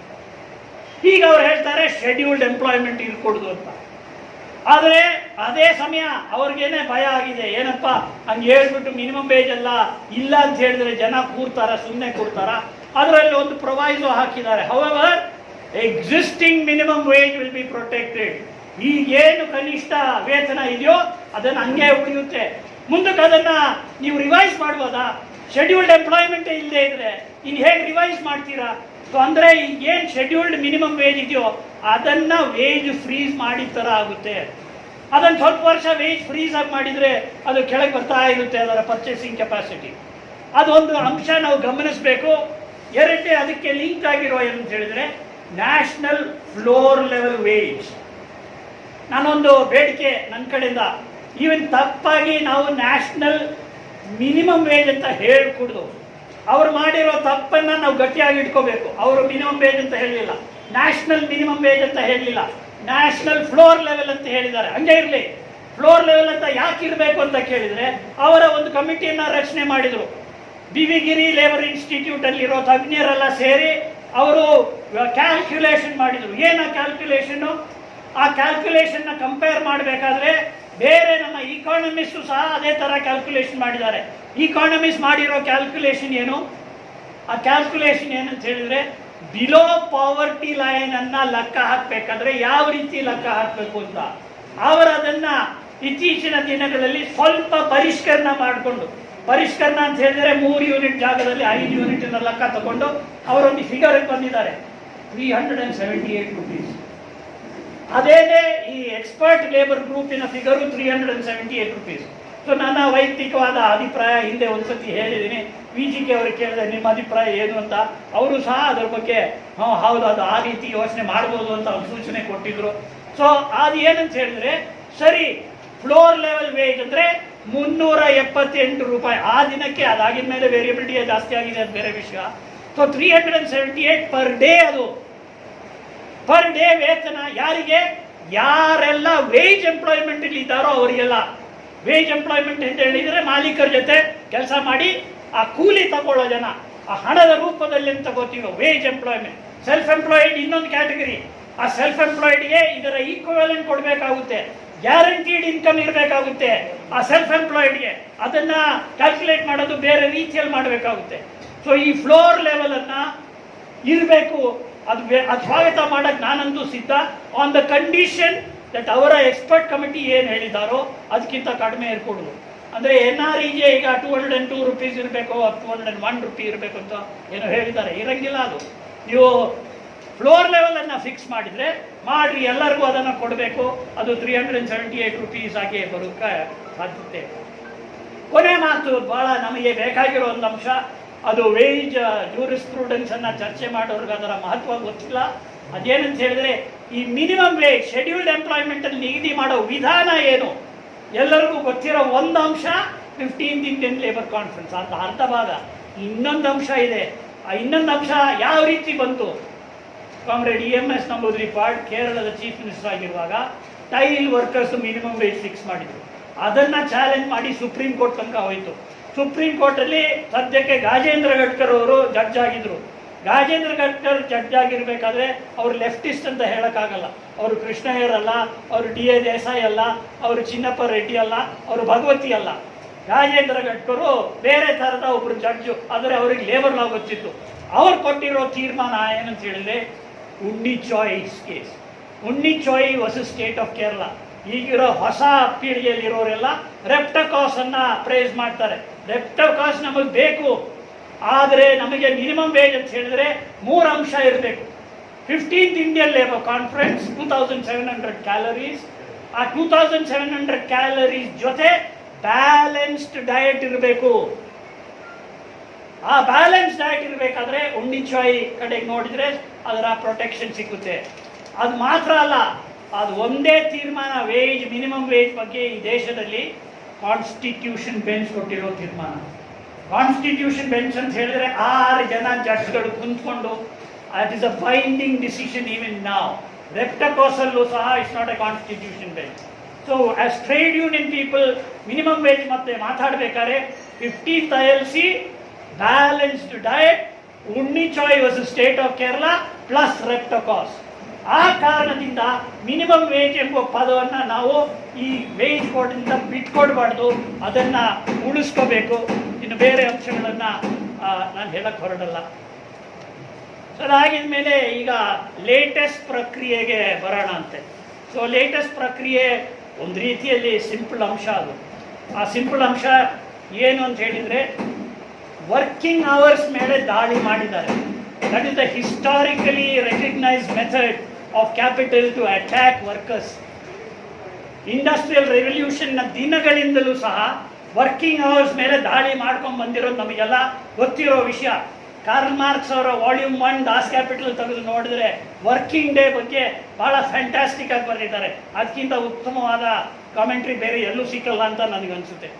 ಜೊತೆಗೆ ಡಾಕ್ಟರ್ BR ಅಂಬೇಡ್ಕರ್ ಅವರು ಸಹ ದೊಡ್ಡ ಕೊಡುಗೆ. BR ಅಂಬೇಡ್ಕರ್ ಅವ್ರದ್ದು 1946 ಅವರು ವೈಸ್ ರಾಯ್ ಕೌನ್ಸಿಲಲ್ಲಿ ಲೇಬರ್ ಮಿನಿಸ್ಟರ್ ಆಗಿದ್ರು. ಆಗ ಅವ್ರು ತಂದ ತಿದ್ದುಪಡಿ ಏನಂತ ಹೇಳಿದ್ರೆ 8 hours ವರ್ಕ್ ಮತ್ತು 48 hours ಮ್ಯಾಕ್ಸಿಮಮ್ ಪರ್ ವೀಕ್. ಇವರು ಅಂಬೇಡ್ಕರ್ನ ಕೋಆಪ್ ಮಾಡ್ಕೊಳ್ಳೋಕೆ ಏನೇನೋ ಹೇಳ್ತಾರೆ. ಹಾಗಿದ್ರೆ ಅಂಬೇಡ್ಕರ್ ಹೇಳೋ ಮಾತನ್ನು ದಯವಿಟ್ಟು ಕೇಳ್ಕೊಳ್ಳಿ. 8 hour ವರ್ಕ್ ಎಂಬುದು ನಮಗೆ ಗೊತ್ತಿದೆ. ಬೆಂಗಳೂರಲ್ಲೂ ನಾವು ಮೇ ಡೇ 100th ಸೆಂಟಿನರಿ ಮಾಡಿದ್ದು. ಇದು ಭಾಳ ಗಂಭೀರವಾದ ಒಂದು ಸೆಲಿಬ್ರೇಷನ್ ಆಗಿತ್ತು. ಇಡೀ ಬೆಂಗಳೂರಿನಾಗ ಕೆಂಪಗಾಗಿತ್ತು. ಸೂರ್ಯನಾರಾಯಣರವರು ಇದ್ದರು, ನಾವೆಲ್ಲ PGK ನಾನು ಎಲ್ಲ ಒಂದು ಸಮಿತಿಯಲ್ಲಿತ್ತು. ಭಾಳ ಹಿಸ್ಟಾರಿಕ್ ಬ್ಯೂಟಿಫುಲ್ ಮೆಮರಿ ಡೇಸ್ ಅದು. ಆ ಮೇ ಡೇ ಅದು ಮೇನ್ ಡಿಮಾಂಡ್ ಏನದು ನಮಗೆಲ್ಲ ಗೊತ್ತಿದೆ. 8 hours working day. 8 hours working day ತತ್ವ ಏನು? ಒಂದು ದಿನವನ್ನು 3 ಭಾಗವಾಗಿ ವಿಂಗಡಣೆ ಮಾಡಬೇಕು. ಅದರಲ್ಲಿ 8 ಗಂಟೆ ಕೆಲಸ ಮಾಡೋಕ್ಕೆ, 8 ಗಂಟೆ ವಿರಾಮ ಮಾಡಲಿಕ್ಕೆ, 8 ಗಂಟೆ ರಿಕ್ರಿಯೇಷನ್ ಮತ್ತು ಎಜುಕೇಷನ್. ಸೊ ಆ ರೀತಿ 8 hours ಅನ್ನೋದು ಏನೋ ಒಂದು ಆರ್ಬಿಟ್ರರಿ ಡಿವಿಷನ್ ಆಫ್ ಲೇಬರ್ ಅಲ್ಲ. ಅದು ಭಾಳ ಮೂಲಭೂತವಾದದ್ದು. ಅದನ್ನು ಈಗ ಹಲವಾರು ಕಡೆಗಳಲ್ಲಿ ತಿದ್ದುಪಡಿ ಮಾಡೋಕ್ಕೆ ಪ್ರಯತ್ನ ಮಾಡ್ತಿದ್ದಾರೆ. ಅದಕ್ಕೂ ಇನ್ನೊಂದು ವಿಷಯ ಗಮನಿಸಬೇಕಾಗಿರೋದು, ಆಕ್ಯುಪೇಷನಲ್ ಸೇಫ್ಟಿ ಕೋಡ್ ಅಂತ ತಂದಿದ್ದಾರೆ. ಆಕ್ಯುಪೇಷನಲ್ ಸೇಫ್ಟಿ ಕೋಡಲ್ಲಿ ಹಲವಾರು ವಿಷಯ ಇದೆ, ಅದು ಹೇಳಕ್ಕೆ ಸಮಯ ಸಾಲಲ್ಲ. ಆದರೆ ಆಕ್ಯುಪೇಷನಲ್ ಸೇಫ್ಟಿಯಲ್ಲಿರೋ ಎಲ್ಲದಕ್ಕಿಂತ ದೊಡ್ಡ ನ್ಯೂನತೆ, ಎಲ್ಲದಕ್ಕಿಂತ ದೊಡ್ಡ ಪೆಟ್ಟಿ ಏನಂತ ಹೇಳಿದ್ರೆ 8 hour ವರ್ಕಿಂಗ್ ಡೇನ ಹೊಡೆದಾಕಿದ್ದಾರೆ. ಫ್ಯಾಕ್ಟ್ರೀಸ್ ಆ್ಯಕ್ಟನ್ನೇ ಇವತ್ತು ರಿಪೀಲ್ ಮಾಡೋ ಯೋಚನೆ. ಆ ಫ್ಯಾಕ್ಟ್ರೀಸ್ ಆ್ಯಕ್ಟ್ ಎಷ್ಟು ವರ್ಷಗಳ ಹೋರಾಟದಿಂದ ಬಂದಿರೋದು. ಈವನ್ ಬ್ರಿಟಿಷ್ನವರು ರಾಯಲ್ ಕಮಿಷನ್ ಆಫ್ ಲೇಬರ್ ಇರುವಾಗ 1930s 1929 ಅವ್ರಿಗೂ ಅನಿಸ್ತು ಇದು ಇರಬೇಕು ಅಂತ. ಅಫ್ಕೋರ್ಸ್ ಅದಕ್ಕೆ ಹಲವಾರು ಕಾರಣಗಳಿದೆ. ಒಂದು ಕಡೆ ಲೇಬರ್ ಪಾರ್ಟಿ ಇಂಗ್ಲೆಂಡಲ್ಲಿ ಸುಮಾರು ಗಟ್ಟಿಯಾಗಿತ್ತು. ಈಗ ಟ್ರೇಡ್ ಯೂನಿಯನ್ ಆ್ಯಕ್ಟ್ 1926 ಅಂತಿದೆ. 1926 ಬ್ರಿಟಿಷ್ ವರ್ಕಿಂಗ್ ಕ್ಲಾಸ್ 9 ದಿನದ ಒಂದು ಜನರಲ್ ಸ್ಟ್ರೈಕ್ ಮಾಡಿದ್ರು. ಸೊ ಪ್ರಪಂಚದಲ್ಲಿ ಆ ವಾತಾವರಣ ಇರುವ ಸಮಯದಲ್ಲಿ ನಮಗೆ ಟ್ರೇಡ್ ಯೂನಿಯನ್ ರಿಜಿಸ್ಟ್ರೇಷನ್ ನಮ್ಮ ಕೈಗೆ ಬಂತು. ಸೊ ಈ ಇಂಡಸ್ಟ್ರಿಯಲ್ ಆಕ್ಯುಪೇಷನಲ್ ಸೇಫ್ಟಿ ಕಾಯ್ದೆಯಲ್ಲಿ ಎಲ್ಲಕ್ಕಿಂತ ದೊಡ್ಡ ಪೆಟ್ಟು ಏನಂತ ಹೇಳಿದ್ರೆ, ಸ್ಟ್ಯಾಚ್ಯೂಟರಿಲಿ ಫಿಕ್ಸ್ಡ್ ಅವರ್ಸ್ ಆಫ್ ವರ್ಕನ್ನು ಕಿತ್ತಾಕ್ಬಿಟ್ಟು ಒಂದೊಂದು ಸ್ಟೇಟ್ ಗವರ್ಮೆಂಟು ಅವ್ರಿಗೆ ಬೇಕಾಗಿರೋ ರೀತಿಯಲ್ಲಿ ವರ್ಕಿಂಗ್ ಅವರ್ಸನ್ನು ಇಟ್ಕೋಬೇಕು ಅಂತ ಆ ಕೆಲಸ ಮಾಡಿದ್ದಾರೆ. ಆ ಕೆಲಸ ಮಾಡಿರೋದಕ್ಕೆ ಸ್ಟೇಟ್ ಗವರ್ಮೆಂಟ್ನ ಬಯೋದ್ಕಿಂತ ಕೇಂದ್ರ ಸರ್ಕಾರದವರು ಅವರೇ ಒತ್ತಡ ತಂದಿದ್ದಾರೆ, ಸ್ಟೇಟ್ ಗವರ್ಮೆಂಟ್ ಮೇಲೆ ಒತ್ತಡ ತಂದಿದ್ದಾರೆ. ಗುಜರಾತ್ನವರು ಅದಕ್ಕೆ ಒಳ್ಳೆ ಲೀಡ್ ತಗೊಂಡಿದ್ದಾರೆ. ಗುಜರಾತಲ್ಲಿ ಎಲ್ಲ ಫ್ಯಾಕ್ಟ್ರೀಸು 48 ಅವರ್ಸನ್ನು ಇನ್ಕ್ರೀಸ್ ಮಾಡಿ ಅದನ್ನು 72 ಅವರ್ಸ್ಗೆ ಇನ್ಕ್ರೀಸ್ ಮಾಡಿದ್ದಾರೆ. 9 ಗಂಟೆಯನ್ನು 12 ಗಂಟೆ ಮಾಡಿದ್ದಾರೆ. ಓವರ್ ಟೈಮ್ ಕೊಡೋದು ಬೇಕಾಗಿಲ್ಲ. ಗುಜರಾತ್ ಮಾಡೆಲ್ ತಾನಿದು. ಸೊ ಗುಜರಾತ್ ಮಾಡೆಲಲ್ಲಿ ಓವರ್ ಟೈಮಿಗೆ ಸ್ಥಾನ ಇಲ್ಲ. ಹಿಮಾಚಲ್ ಪ್ರದೇಶ್ 48 ಅವರ್ಸನ್ನು 72 ಮಾಡಿದರು, 9 ಅವರ್ಸನ್ನು 12 ಅವರ್ಸ್ ಮಾಡಿದರು. ಓವರ್ ಟೈಮ್ ಕೊಡೋದು ಬೇಕು ಅಂತ ಹೇಳ್ತಾರೆ. ಅವರು ಗುಜರಾತ್ ಜೊತೆ ಒಪ್ಪಕ್ಕೆ ಅದರಲ್ಲೂ ತಯಾರಾಗಿಲ್ಲ. ರಾಜಸ್ಥಾನ ಸಹ 48ಅನ್ನು 72 ಅವರ್ಸ್ ಮಾಡಿದರು, ಮತ್ತೆ 9 ಅವರ್ಸ್ನ 12 ಮಾಡಿದರು. ಓವರ್ ಟೈಮ್ ಬೇಕು ಅಂತ ಹೇಳ್ತಾರೆ. ಹರಿಯಾಣದವರು ಸೇಮ್, ಅವರು ಓವರ್ ಟೈಮ್ ಇರಬೇಕು ಅಂತ ಹೇಳ್ತಾರೆ. ಉತ್ತರ ಪ್ರದೇಶ್ ಅದೇ ತಾನೇ, ಫ್ಯೂಡಲ್ ಕ್ಯಾಪಿಟಲಿಸಮ್. ಅದೊಂದು ಹೊಸದು, ಬಹುಶಃ ಬೇರೆ ಇಂಟೆಲೆಕ್ಚುಯಲ್ಸ್ ಥಿಯರಿಟಿಷಿಯನ್ಸ್ ಅದನ್ನು ಎಕ್ಸಾಮಿನ್ ಮಾಡಬೇಕು. The feudal form of capitalism. Karl Marx ಅವರು ಏಷ್ಯಾಟಿಕ್ ಮೋಡ್ ಆಫ್ ಪ್ರೊಡಕ್ಷನ್ ಅಂತ ಬರೆದಿದ್ರು. ಇದು ಅದನ್ನು ಮೀರಿ ಹೋಗಿದೆ ಅಂತ ಕಾಣುತ್ತೆ. So you have feudal mode, feudal mind set ಅನ್ನು ಇಟ್ಕೊಂಡು ಅವ್ರು ಕ್ಯಾಪಿಟಲಿಸಮ್ ಅನ್ನು ಬಿಲ್ಡ್ ಮಾಡಕ್ಕೆ ಹೊರಟಿದ್ದಾರೆ. ಬಿಲ್ಡ್ ಮಾಡಲಿ. ಸೊ ಅವರು 48 ಅವರ್ಸನ್ನು 72 ಮಾಡಿದ್ದಾರೆ, 9 ಅವರ್ಸನ್ನು 12 ಅವರ್ಸ್ ಮಾಡಿದ್ದಾರೆ. ಅಲ್ಲಿ ಓವರ್ ಟೈಮ್ ಬೇಕಿಲ್ಲ ಅಂತೆ. ಆದರೆ ಇದನ್ನೆಲ್ಲ ತಗೊಂಡು ಅಲ್ಲಿ ಅಲಹಾಬಾದ್ ಹೈಕೋರ್ಟ್ ಒಂದು ನೋಟಿಸ್ ಕೊಟ್ಟು, ಆ ನೋಟಿಸ್ ಕೊಟ್ಟಿದ ತಕ್ಷಣ ಅದನ್ನು ವಾಪಸ್ ತಗೊಂಡಿದ್ದಾರೆ. ಅದನ್ನು ಕಾಯ್ತಿದ್ದಾರೆ ಈಗ ನೆಕ್ಸ್ಟ್ ಏನು ಮಾಡಬೇಕು. ಅದರ ಕಾರಣ ನನ್ನ ಪ್ರಕಾರ ಆಕ್ಯುಪೇಷನಲ್ ಕೋರ್ಡನ್ನು ಸ್ವಲ್ಪ ದಿನ ಆರ್ಡಿನೆನ್ಸ್ ತರ್ತೀವಿ ಅಂತ ಹೇಳಿದರು. ಈಗ ಲೇಟೆಸ್ಟ್ ಇರೋದು ಪಾರ್ಲಿಮೆಂಟಲ್ಲಿ ತಗೊಂಡ್ಬರ್ತೀವಿ ಅಂತ. ಪಾರ್ಲಿಮೆಂಟಲ್ಲಿ ಆ ಕಾಯ್ದೆ ಬಂದರೆ ಆಮೇಲೆ ಅದನ್ನು ಲೀಗಲಾಗಿ ಚಾಲೆಂಜ್ ಮಾಡೋಕ್ಕಾಗಲ್ಲ. ಕಾರಣ ಅದೆಲ್ಲವೂ ಸಹ ಡೆಲಿಗೇಟೆಡ್ ಲೆಜಿಸ್ಲೇಷನ್ ಕ್ಯಾಟಗರಿಗೆ ಬರುತ್ತೆ. ಉತ್ತರಾಖಂಡದಲ್ಲೂ ಸಹ 12 ಅವರ್ಸ್ಗೆ ತಂದಿದ್ದಾರೆ. ಅಲ್ಲೂ ಓವರ್ ಟೈಮ್ ಕೊಡಬೇಕು ಅಂತ ಹೇಳಿದ್ದಾರೆ. ಮತ್ತು ಅಸ್ಸಾಂದಲ್ಲಿ ಎಲ್ಲ ಫ್ಯಾಕ್ಟ್ರಿಗಳಲ್ಲೂ 9 ಅವರ್ಸನ್ನು 12 ಅವರ್ಸು ಓವರ್ ಟೈಮ್ ಕೊಡಬೇಕು. ಗೋವಾದಲ್ಲಿ 9 ಅವರ್ಸನ್ನು 12 ಅವರ್ಸ್ ಮಾಡಿದ್ದಾರೆ, ಓವರ್ ಟೈಮ್ ಕೊಡಬೇಕು. ಮಧ್ಯಪ್ರದೇಶದಲ್ಲಿ ಎಲ್ಲ ಫ್ಯಾಕ್ಟ್ರಿಗೂ ಅನ್ವಯಿಸುತ್ತೆ, ಆದರೆ ಏನು ಮಾಡಬೇಕು ಅಂತ ಗೊತ್ತಿಲ್ಲ. ಅವರು ಅದರ ಬಗ್ಗೆ ಸೈಲೆಂಟ್ ಆಗಿದ್ದಾರೆ. UP ಅವರು ಅವರ ನೋಟಿಫಿಕೇಶನನ್ನು ವಾಪಸ್ ತಗೊಂಡಿದ್ದಾರೆ. ಸೊ ಕರ್ನಾಟಕದ ನಾವೆಲ್ಲ ಪತ್ರಿಕೆಯಲ್ಲಿ ನೋಡಿದ್ದೀವಿ ಇಲ್ಲಿ ಏನು ಮಾಡೋಕ್ಕೆ ಹೊರಟಿದ್ದಾರೆ ಅಂತ. ಅದರಿಂದ ಏನಾದರೂ ಪ್ರಯೋಜನ ಬರುತ್ತಾ ಅಂತ ನಮ್ಮ ಗೆಳೆಯರಾಗಲೇ ಆಫೀಸಲ್ಲಿ ಸಾಕಷ್ಟು ಮಾಹಿತಿ